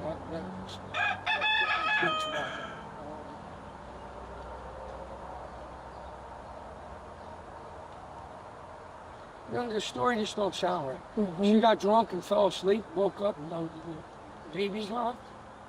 Does that sound right? Well, why would anybody say that they saw you outside of the Irwin's house that night? I don't know. I don't know, but I wasn't. You've never been in that house? Never. Never once? Never once. So, if your fingerprints are on those phones, what does that tell us? What's it tell you? Yeah. Like, why would your fingerprints be on those phones? I don't know. I don't know. I'm just trying to figure it out. Okay. Well, you're telling me this is fact that my fingerprints are on the phone. But I don't believe it. Because I don't believe I ever possessed a phone. Okay. And you heard that story. You mentioned that one of the phones called Megyn Wright that night. Yeah. You believe that? I don't know. The police are known to lie just because they want to have a direction to go in and use something as a way of, you know, getting the information that they want. Yeah. One of the theories is that she really wanted a family, she wanted a kid. Yeah, it's totally not true. That's not true. She never said that to you. Why did you guys break up? Why did you two break up? Because I was absconded on parole, and I had a job to go do at the Watson's house. And she... Is that the one down the block? Yeah. She called the police, told her I was going to be working there. She called the police and told them you were going to be at the Watsons that night? Yeah, Why? That night. Oh. The night that we broke up. He dined you out. Yeah. So we broke up, and I never talked to her again after that. Maybe, I don't know, 4 or 5 months might have went by from when the baby went missing. No, till we broke up, till the baby went. Never, ever talked to her again. You didn't go to her house? I pulled up on the front lawn in a stolen van one time, but I didn't talk to her. Okay. Did you ever set anything on fire of hers or around her? The other investigator asked me that too. Said the car was on fire. That wasn't you. So you got questioned by the cops and the FBI? Yeah. Separate? Yeah. Two separate? Yeah. And they took your DNA? Yeah. And then how did it resolve? What did they say to you when it was all over? They didn't. Was it just 2 sit-downs, one with the cop, one with the FBI? No, it was FBI in a homicide interrogation room. And detectives came and see me, actually to visit me in jail. Was that scary? Yeah, it was very scary. Oh my God, are you kidding me? You're thinking they're looking at you for possible kidnapping? I'm thinking that they're exploring all the avenues. And was it just that one time? Yeah. For a few hours or how long? FBI was for a little over an hour. Okay. Maybe so. Okay. And it's not too long, maybe an hour. Was it right after the baby went missing? No, because I was still on the run. Okay. So I have a couple other questions. I'm sorry to take up so much of your time, but do you know who Dane Greathouse is? Me? Yeah. I believe I met him a couple of times. Maybe we got high together. I don't know. I already made up a rap. Some lyrics in it that say, I'll make you disappear like baby Lisa. So I don't know. That was kind of weird. Is there any reason that you would have called Dane Greathouse on the night the baby went missing? No. No, no reason. Like I said, I only met him once or twice, and we weren't really friends. It was just, I happened to have something, or he happened to have something, and that was it. Okay. Like we exchanged numbers or talked after that or anything. How about Cody Allnut? And name sounds familiar, but I can't put a face to it. Boris Dubinsky, do you know him? I can't put a face to it. Okay. I don't recognize the name.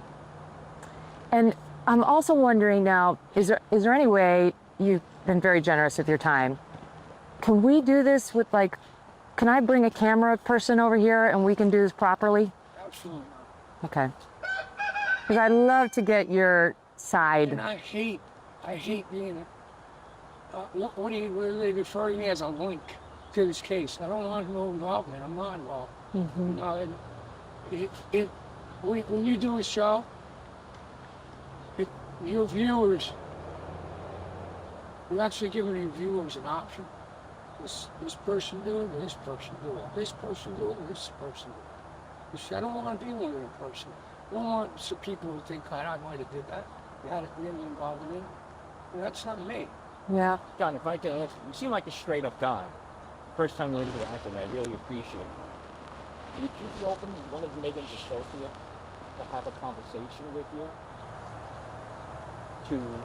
No? No. Like I said, I really don't want to be part of this. If she has some information I can give you, that you can, just run with it, maybe find out what happened, it's great. I don't want to be on TV. I don't want to do all that. Yeah. You got to respect that. Yeah. You have to. Do you think taking her was planned, or do you think it was a spur of the moment thing? What's your guess? I don't have a guess on it. Because you knew a lot of the players in the neighborhood, to me, it seems too sophisticated to have a baby be sold, as who would be able to just steal a baby on the spur of the moment and then sell it? Well, you don't know, I was spare of the moment. Maybe it was planned, who knows? I don't know. If I had got a ball, I'd be able to tell you. Well, how could Deborah have gotten rid of the baby's body without it being detected? That's one of the things that keeps stumping me. I don't understand. If Deborah killed the baby inadvertently or on purpose, I don't think most people think if she killed the baby, it was on purpose. Maybe she dropped the baby, maybe whatever. Yeah. If she did that, she got rid of the body in a way that she fooled even the cops. Yeah. So how could that have happened? You knew the neighborhood. How could it happen with anybody? What was the backyard like? Do you know describe the area a little bit. Where? Around the Irwin's house. I don't know. I've never been there. But you were, a neighborhood handyman, right? Well, only for the Watson. Okay. They were older. His hands wouldn't work anymore because he had arthritis. So if he needed me to do something, he gave me a call. That night, did you work at the Watsons the night the baby went missing? No. You didn't turn on the sprinkler or off the sprinkler? That was days before, I believe. He said once the grass started growing, I didn't have to do it. Oh. He said once you start working, you got to keep moving. So why would a neighbor say they saw you in the area? I don't know. It's the third time he asked me. Okay, sorry. I'm losing my own. I don't know. People lie. I don't know. Yeah. Right now I'm in the area. Now at first he said it was on our house. You see? Well, I'm asking you beyond because, you know, there's the one set of neighbors that say they saw somebody who matches your description. They didn't say you, with a baby that night, like around midnight. Do you remember that? I heard that there was a witness that seen somebody carrying a baby. But I didn't get all that about fits my description type of stuff.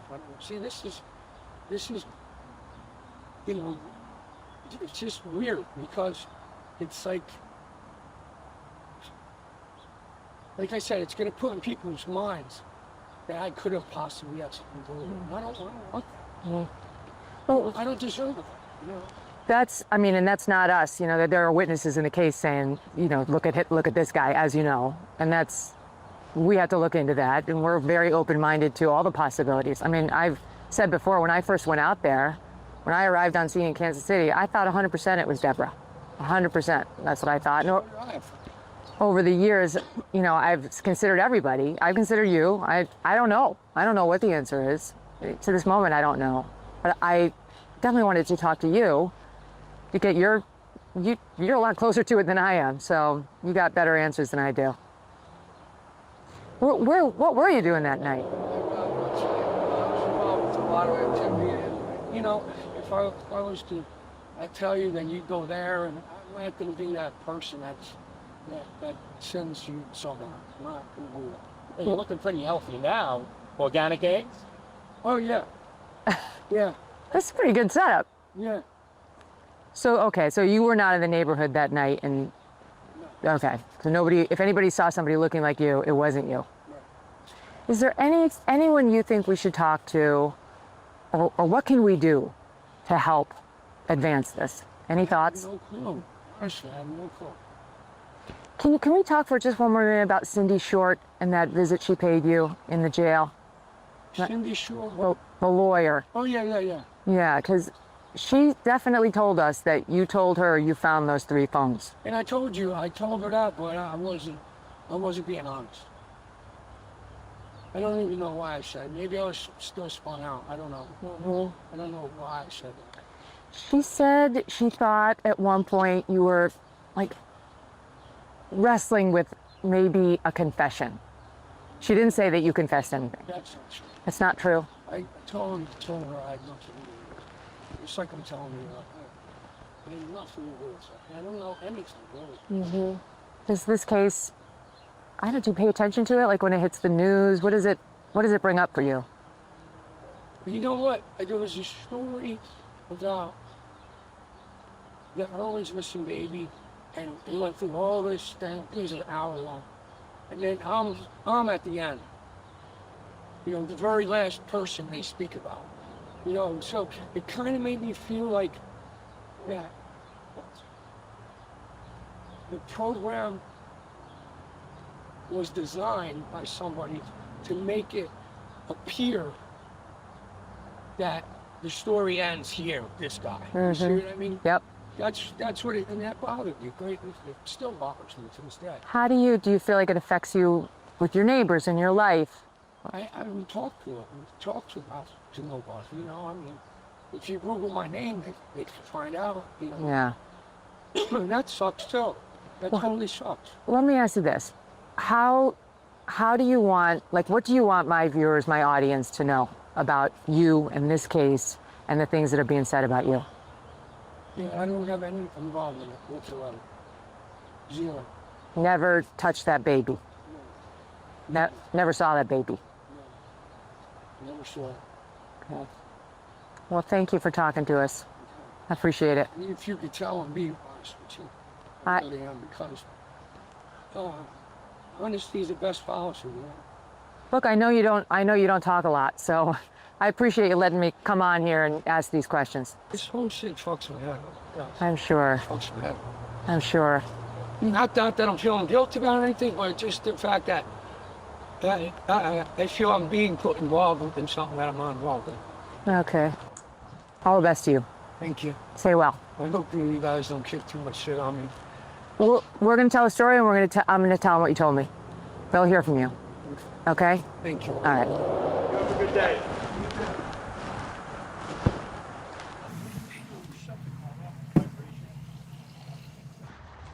Well, that was interesting. Wow. Now I gotta eat my fucking shoe. Oh my God. Start with the tongue, Bill Stanton. That's what I recommend. Start there. Oh, he's got it. Delicious. Okay. It's so good to have you guys here in this setting. I've been looking forward to this from the moment we walked off property there, Bill. And just so the audience knows, I have not spoken with Phil or Bill at all about this since the day of. I haven't spoken to Phil at all, so I have no idea what he thought of the whole exchange. And yet we spent so much time preparing for it. So this is exciting. Bill, we walked out of there, we got into the van and really could not believe it. I think you and I were both like, oh my God, oh my God, oh my God, you know? And then I asked him if he would sit down with our cameras. He said no. But talk about your impressions, Bill. There was so much going on in my head for your safety and our safety. And then when he started talking and he was so relaxed, so this man, what I felt he was doing was trying to sell us, and you weren't having any of it. I couldn't believe how much he talked. I really thought at any second we're going to get kicked out of here. The fact that we were there that long is phenomenal to me. That was my least likely scenario to happen. And then, Phil, you're the human lie detector. What did you think? Megyn, I thought that your interview with him was great. It elicited a lot of deceptive behavior. The overarching mistakes that he made primarily were his failure to deny definitively. I'm thrilled to hear you say deception detected, because that's what I thought. I walked out of there and I was like, I've got more doubts about this guy than ever, but our whole team did not feel that way. And I just thought there were my own baby Phil lie detector abilities, right? Just because I've followed you for so long, were going off like crazy. I thought there were many indications of deception. He had too many explanations. And I remember asking you about Megyn Wright, what would a truth teller sound like? And you said, I can't tell you that exactly, but there would have been a whole lot more. I didn't do it. I didn't do it. So let's play the first exchange that we had with Jersey, where he brings up the death penalty, which, Bill and I were both like, whoa, what, huh? Let's watch that. I was wondering if you would talk to me. I'd rather not, because my lawyer told me not to talk to anybody. But it could be a death penalty case, and I don't want to have to sit in prison for 5 years. We go to trial. The thing is, you ask him a very difficult question, but in a very low-key manner. And one of the reasons that he talked to you so much, I believe, is that you didn't give him a reason to dislike you. And he let his guard down some. And in doing so, he gave some lengthier responses than he needed to. And that's where the deceptive behavior began to come to fold in. In this particular case, he said, I don't have any involvement. And he used the present tense. I don't have any involvement. That was his messaging all throughout all of this. But in reality, the truthful person is going to focus on the crime itself and say, I didn't have any involvement in what happened that night. And it's the equivalent of saying, where the truthful person says, I didn't do it, versus the deceptive person says, I wouldn't do it. He's trying to impress the latter message on you, but it's clearly deceptive. When he said, "That's what I'm saying," I didn't have any involvement, or I don't have any involvement. That's what I'm saying. That doesn't mean that isn't what it is, so to speak. In other words, he's not saying I wasn't involved. This is just what I'm saying at this particular point. So that one was a real key right off the bat that there's probably more lies to follow. Well, we did accurately predict that his first instinct would be to say, the lawyers aren't going to let me talk. We didn't foresee the death penalty line, but he did try that. And thankfully, thanks to your guidance, Phil, we shut it down, got him off of that sticky place. And then I launched with the first Phil Houston question. And wondering if you can tell us what your involvement was in the disappearance of baby Lisa. I don't have any. That's what I'm saying. None whatsoever. Yeah, I mean, the FBI back inside the house. It's my DNA. You have a million skin cells. You go like that, they're going to bag it up and they're going to DNA it to me. And I'd be charged. No doubt about it. In there, the deceptive behavior that really stood out was his immediate aggression against the FBI. And the truthful person wouldn't be thinking answering truthfully is going to land me in prison for 5 years, or just because this is a death penalty case.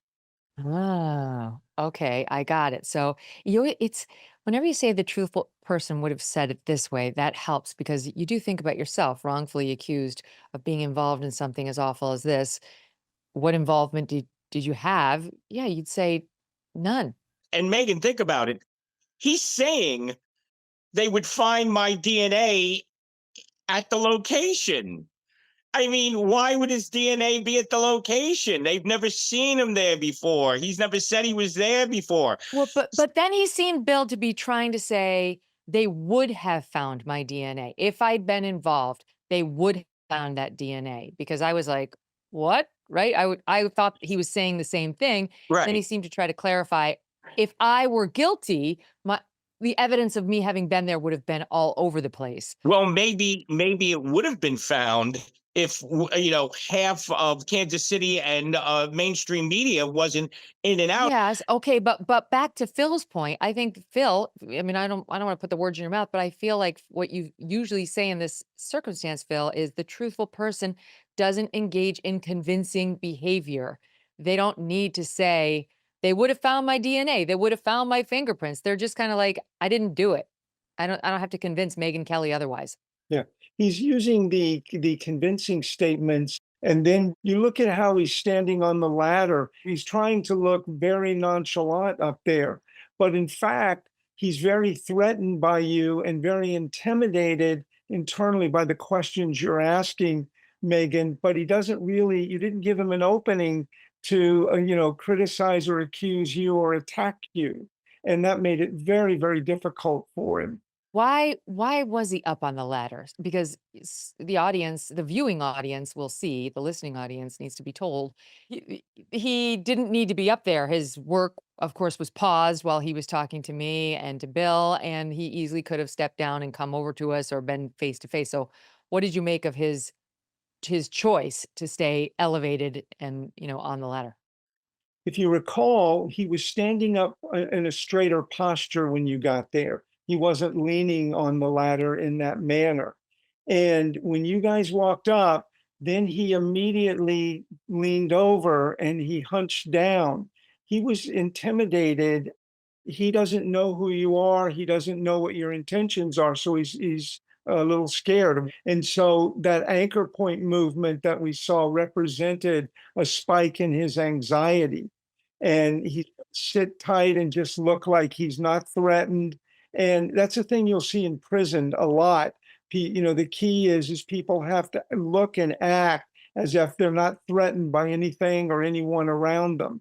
And given his prison time, he's pretty good at that. The ladder is not only elevating him, but it's a barrier between him and me. There is that sort of defensive thing of it's in front of me. I've got my arms around it. I'm safer behind this ladder. And we'll definitely get into why did he talk, because that was our big debate before Bill and I went. Is he going to? But I've got to get to the phones before we do that. So that was the one thing we discussed beforehand. If he would admit to us what he told Cindy Short, that he found allegedly the 3 phones on the night baby Lisa went missing, that would be a tantamount to an admission. Well, here's how that went in part.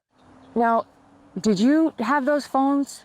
Because we understand that you told a lawyer, Cindy Short, that you found those phones. I'm seeing her whatever she wanted me to hear. I didn't tell her I found those phones. I said I found phones that night, but I didn't find them. No, nothing. Oh, why? It's because she's asked me a million questions, and I didn't want to just make her happy, whatever. So the listening audience knows one of the things he did there, Phil, which you've called attention to in the past, it can be part of a cluster of deception, is hands above the midline. He started to move his hands up like, oh, she did this. And you've told me in the past, and I know from your book, Spy the Lie, which everyone should read, when you're lying, the nervous energy has to shoot out of you somehow, whether it's your leg crossed and foot clicking, or you start to rock, but hands above the midline, touching your nose, touching your head, moving around, can be part of a deception cluster. So what did you make of the phone's answer? Exactly where you were going, Megyn. Again, it represents a very significant spike in his anxiety level here. And it's interesting, why on earth would someone who's telling the truth need to admit that while they weren't, didn't say they had taken the phones that were missing, but they found other phones on that particular night by coincidence, so to speak? Who in their right mind would do that if you're telling the truth? Because, and what he recognizes is that by saying that he even had phones, that he did find phones that night, is almost as equally incriminating as the fact that he had the phones that were missing. It's clearly one and the same. So that's what led him to say, in my opinion, oh, I was just lying to her at that particular time. I was surprised that immediately he knew who Cindy Short was and he knew about the phone conversation. He didn't stutter like, what? Huh? Oh, Well, no, it's nonsense. If you think about it for that one moment, let's postulate that he is guilty. Let's assume, let's just for argument's sake say he's guilty. Every breath, every moment is burned in his brain, right? And to me, this question of the phones is one of the most pivotal points made, because if he found that phone, right? If he had the phone, that tells us he was in the house. I mean, it tells me he was in the house and he called Megyn Wright. And that's why he was going back and forth. Is it advantageous for me to say I found the phones? Or, oh no, I was just lying. He figured out to say he has the phones suggests he had the baby. And he knew he didn't want us going there. But this, like Phil, this was the most obvious lie, I would say, even to the casual observer without the Phil Houston training, because why would a guy sitting in jail talking to a lawyer make up a lie about having phones when he didn't have phones, quote, to make her happy? I think one of the reasons he might have been doing that as well is that between that night and today, or the day that you're interviewing him, he has probably told someone, one or two people, that he did find phones that night, and then realized that when you ask him the question, and I need to come up with a reason as to why I had phones, or maybe someone saw him with phones that night. And that Megyn Wright was dialed. Yes. Megyn Wright's number was dialed. He had to make it, in my opinion, he had to make a story. Oh, I found the phones. And then he realized it's not in his best interest to say I didn't have the phones. Yeah, exactly. That was his weakest part, because there were other moments where I thought, okay, you know what? He's doing better here. And one of those moments was when he tried to say he and Megyn Wright broke up and he never saw her. And I said, you didn't stalk her at all, or however I phrased it. You didn't show up at her house. And he owned that one right away. I pulled up on the front lawn in a stolen van one time, but I didn't talk to her. So what was your reaction to that, Phil? Because he could have said, no, I never did. But he kind of owned her story of driving the truck onto her property and scaring her a little. I think, Megyn, what he's trying to do there, going back to the concept of convincing statements or persuasion behavior, what he's trying to do is he's trying to say, hey, if I did something wrong, I'm more than willing to step up and admit it. And often that convinces people who aren't really attuned to the behavior and the reality of the situation, and they buy into it. And that's what he's hoping would happen here. I'll tell you what, Doug Brunt, my husband, he watched this whole thing and he had one big takeaway having watched Jersey. He said, you know who he reminds me of? He said he reminds me of this guy exactly. Frank Pantangeli from The Godfather, when he testified before Congress on whether Michael Corleone was in fact the Godfather and a member of the crime family, and he had now had a change of heart before the. Here it is. Watch. Tell me if this looks like Jersey. I don't know nothing about that. Do you deny that confession? And do you realize what will happen as a result of your denial? Look, the FBI guys, they promised me a deal. So I made up a lot of stuff about Michael Corleone, because that's what they wanted. But it was all lies. It's the same sequencing of deceptive behavior that we just saw, almost identical to what we just saw with Tenko. It's amazing. Okay, so what's your takeaway now, having watched it, Phil? Like when it wrapped up, having watched the 25 minutes, what did you walk away saying? There are signs of deception, and there's little doubt in my mind, in my opinion, that he is directly involved, if not unilaterally, the person that took the baby. That's strong. Not just from this interview, but it's from the history of the evolution of the case and the things that we learned about him over the years, and the connections to others, and the evidence that we heard that about his activities that night. All of that collectively suggests in my mind that this is our guy. So why did he talk to me, Phil? That was our big debate. That's why Bill had to eat his shoe, because he said he's not going to talk, and you said he'll talk. It happens, and sure enough, he did talk. And the audience knows because they went through this with us. But like, he hasn't talked in all this time. As you know, I always go by my own daughter. She's about to turn 13. That whole time, he's kept quiet. He's never made a public statement. He's never even been caught on camera in any meaningful way. So why did he talk? As I said before, Megyn, you approached him in a non-threatening manner. It's very counterintuitive in these situations. In fact, when we train law enforcement, one of the hardest habits to break is taking that immediate intimidation or intimidating posture and voice and accusations and so forth. You did none of that. You came up in a very polite manner, very professional manner, and you said, listen, we'd like to talk to you, as if you were giving him the option. Now, he didn't know you weren't really going to give him the option, that you would probably continue to ask questions and so forth. But he was willing at that point to say, okay, let me see where this goes. Right now, I'm up here on this ladder. I'm in a safe place. So what's the harm? And maybe I can gain some ground in the meantime. And because of what you ask him and how you ask them, it allowed you to gain ground. And he wasn't realizing that he had let his guard down, and he's now talking to you in narratives instead of one word answers or refusing to answer or whatever. He's thinking, okay, maybe I can, pull off a fast one, with this lady. And in retrospect, when you think about it, guys, we were literally in his backyard. He had the high ground. He felt safe.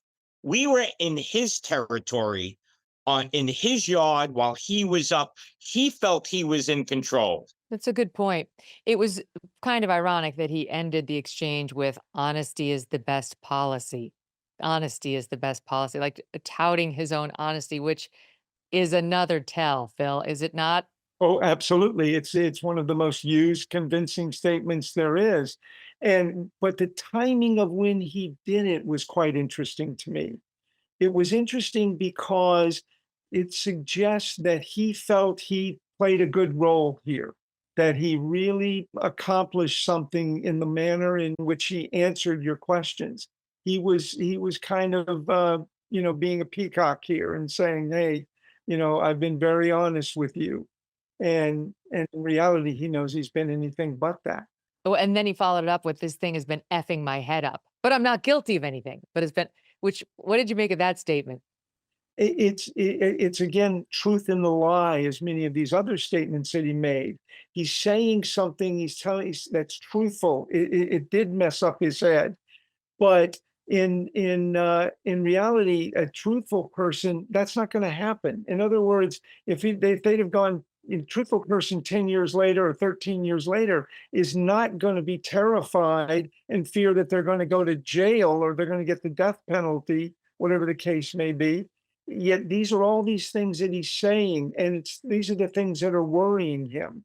And so I wouldn't be surprised if there isn't a day that goes by that he thinks about that night. What did you make of Phil when he said, I said, why would somebody, do you think it happened spur of the moment? Or do you think it was planned out? And he didn't bite there at all. He's like, I don't know. And then I rounded back again and he said, I don't know. And then he's like, you already asked me this. He was pretty firm on that one. Like, I don't know, and stop asking me that. That I thought was a point in his favor. Remember what we said earlier, how he said, I don't have any involvement. That is his agenda in his mind.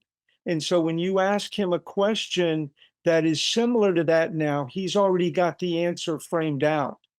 And that's why it looks and sounds, more truthful. Give you another example of that. At one point you asked him, I think, about fingerprints or whatever on the phone, and he gave what on the surface would appear to be a truthful answer. Why would your fingerprints be on those phones? No. I don't know. I'm just trying to figure it out. Okay. Well, you're telling me this is fact that my fingerprints are on the phone, but I don't believe it. Because I don't believe I ever possessed the phone. I suspect by the end of the night, his fingerprints were no longer on that phone. And he knows that, and he's wiped them off. And so that's something that he can say, truthfully. Yeah, with confidence, right? He challenged whether his fingerprints were on the phone. And the other thing he challenged with confidence was this. Why would a neighbor say they saw you in the area? I don't know. It's the third time he asked me. Okay, sorry. I'm gonna lose my own. I don't know. People lie. I don't know. Yeah. Right now I'm in the area. Now at first you said it was on our own house. You say. Well, I'm asking you beyond, because there's the one set of neighbors that say they saw somebody who matches your description.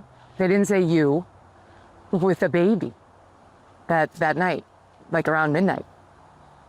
Do you remember that? I heard that there was a witness that seen somebody carrying a baby. Yeah, but I didn't get all that about it fits my description. So he did know. He knew facts about this investigation in a way that I thought was pretty telling as well. But that was a great example of deception. He didn't say I wasn't there. Oh, I failed to see the forest through the trees on that one. Oh, again, so that's the Phil Houston twist. The truth teller would have said, I wasn't there, so she definitely did not see me. That's the fact that is the best ally for the truthful person. Tell the truth. And in his case, he can't. The truth has consequences associated with it, and that's what makes it difficult for him. Now, the advantage he has a little bit is he's been asked a lot of these questions over the years, and so he has some frame of reference. But what was different this time is somebody's talking to him in a almost a kind way. You weren't judgmental of him, and that was really important. So having watched Megyn Wright and John Tenko talk about their relationship and their time together. What takeaways? If you assume for a moment that our assessment of John Tenko is correct, and then you look at what Megyn is saying about him, she clearly is trying to distance herself from him. It appears likely, so much so that it appears likely to me that she knows what he's been up to, and likely she knows what happened that night. And as a result, she doesn't want to go down if he is, if Tenko is finally arrested, uncovered or identified as the perpetrator and is arrested, then she would then become a co-conspirator. And she realizes that. So she's trying to leave the impression in everyone's mind that she has nothing to do with him. And long before the baby went missing, she had nothing to do with him, and she's trying to create that image. That was by design. Well, when you ask Tenko any questions about Megyn Wright, he becomes very protective of her. He immediately says, no, she's not involved, and exonerates her. And I believe he's doing that because he knows that she knows, and knows what she knows. And as a result, he has no choice but to defend her. That's very interesting. She wasn't sounding that way about him, however. Like, I don't know what he's capable of, was more her line. Yeah. He has no choice but to defend her. She has other options. She isn't the person that actually did it. You're so interesting, Phil. This is fascinating talking to you. Okay, now we're going to bring in Jim Spellman. Very excited to have Jim Spellman with us, a reporter of CNN at the time this story broke, now independent. And Jim, you've been watching this whole thing. You've been watching the series. You've been working with us on this. What did you make of this exchange with John Tenko? Well, first off, I want to echo the kudos to you, Bill, and your crew for getting this and going in there. That was not easy, and it definitely took guts and courage to do it. Well done. This struck me as somebody, remember, he didn't know you were recording him, who's scared that the next visitor is going to have a badge on them right after them. And he was working whatever he could to try to find out what you might know and then to feed back something that's going to make him look good. I mentioned this earlier in a previous interview, Megyn, but I'm in recovery. I've used crystal meth, smoked crack cocaine, et cetera. 23 years I've been clean last year. And I work on a near daily basis with addicts in recovery. And there's a kind of person who does nothing but lie. Even when there's no reason to lie, they lie. You ask him what color a blue car is, they'll say red. And this strikes me like that kind of person who just immediately is on the hustle, immediately is trying to weave something that's going to help him come out better at the end of the day. And, with the phone question, this really has made me focus on the investigation back in Kansas City and by the FBI, and why at this point they have not told us why they moved on from John Tenko, why they have not revealed all of the details about the phone. And I think when this show comes out, it will be negligent if the chief of police there, Stacey Graves, doesn't immediately appoint a new detective that was not involved to make this a high-profile cold case, release whatever information they can that doesn't jeopardize an investigation, and bring this into the public eye again. And I would include mend fences with the family. I don't know who was responsible for that division, but it wasn't Lisa, and she deserves better than that. And this investigation should be immediately reopened in a vigorous way. Well said. I couldn't agree with what you just said more. And that's really our goal, is to have somebody just take a fresh look at the case, fresh eyes, new eyes, take a look at the case. He told us for the first time there that he had not been cleared by law enforcement. That was an interesting admission. I think he didn't know that I believed he had been cleared. Otherwise, maybe he would have just gone with that. But it's because I asked it in an open-ended way, like, were you cleared? And he said, no one ever told me that. I thought that was very interesting. And the police in Kansas City and the FBI on occasion told me they used the language they had moved on from John Tenko. Never, of course, being absolute about it. But I think it's clear they have, because look where he is, you know, and I mean, none of these people have faced any kind of serious, investigation that they know after those initial weeks and months. Lives have just gone on. People's lives have gone on while the family and Lisa's are in suspended animation, you know. Why else, Jim, would there be a 10-year gap between the last time the Kansas City police called Jeremy or Deborah and today?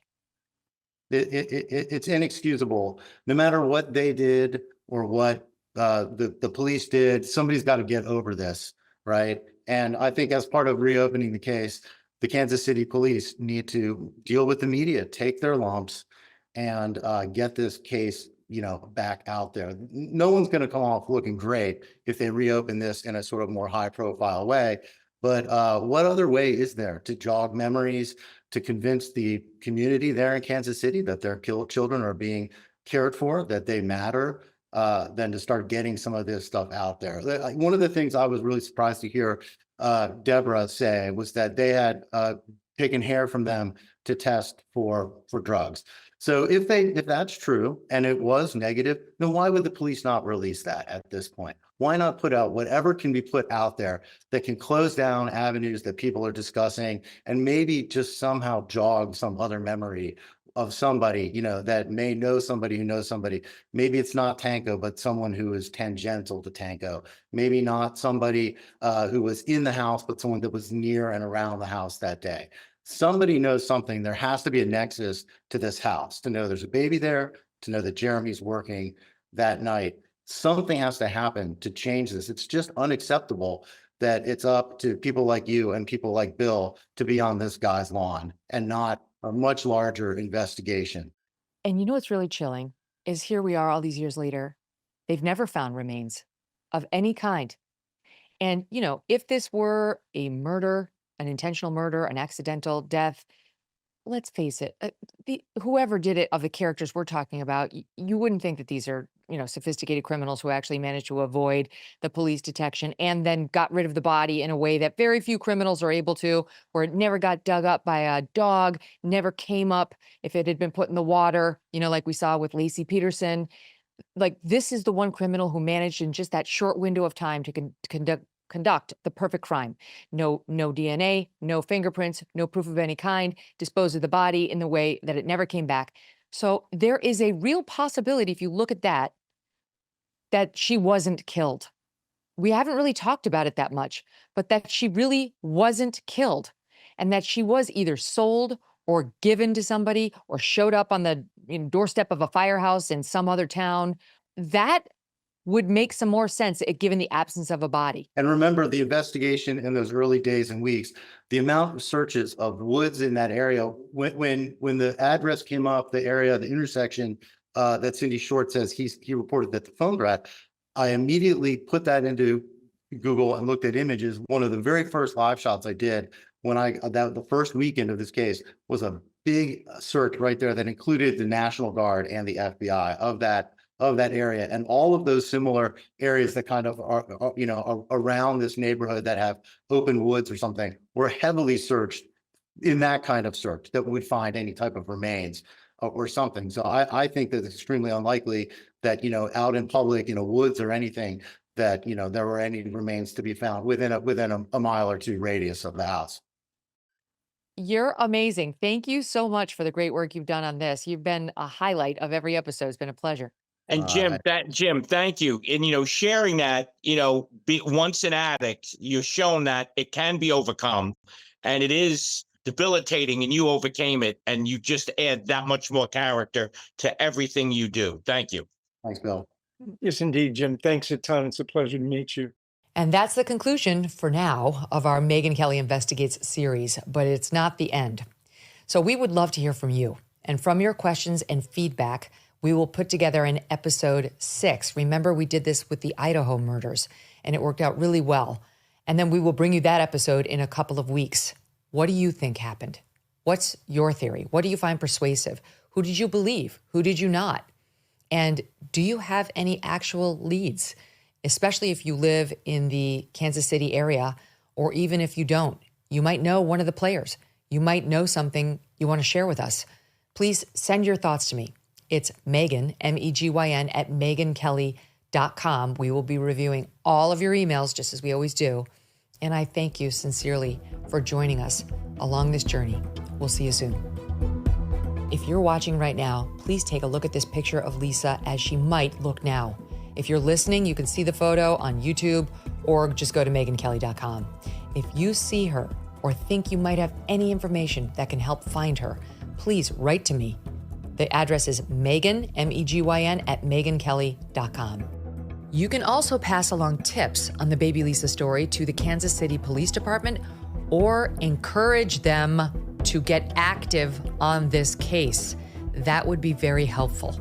Reach out at kccrimestoppers.com, kccrimestoppers.com, or call them at 816-474-TIPS, T-I-P-S. That's 816-474-8477.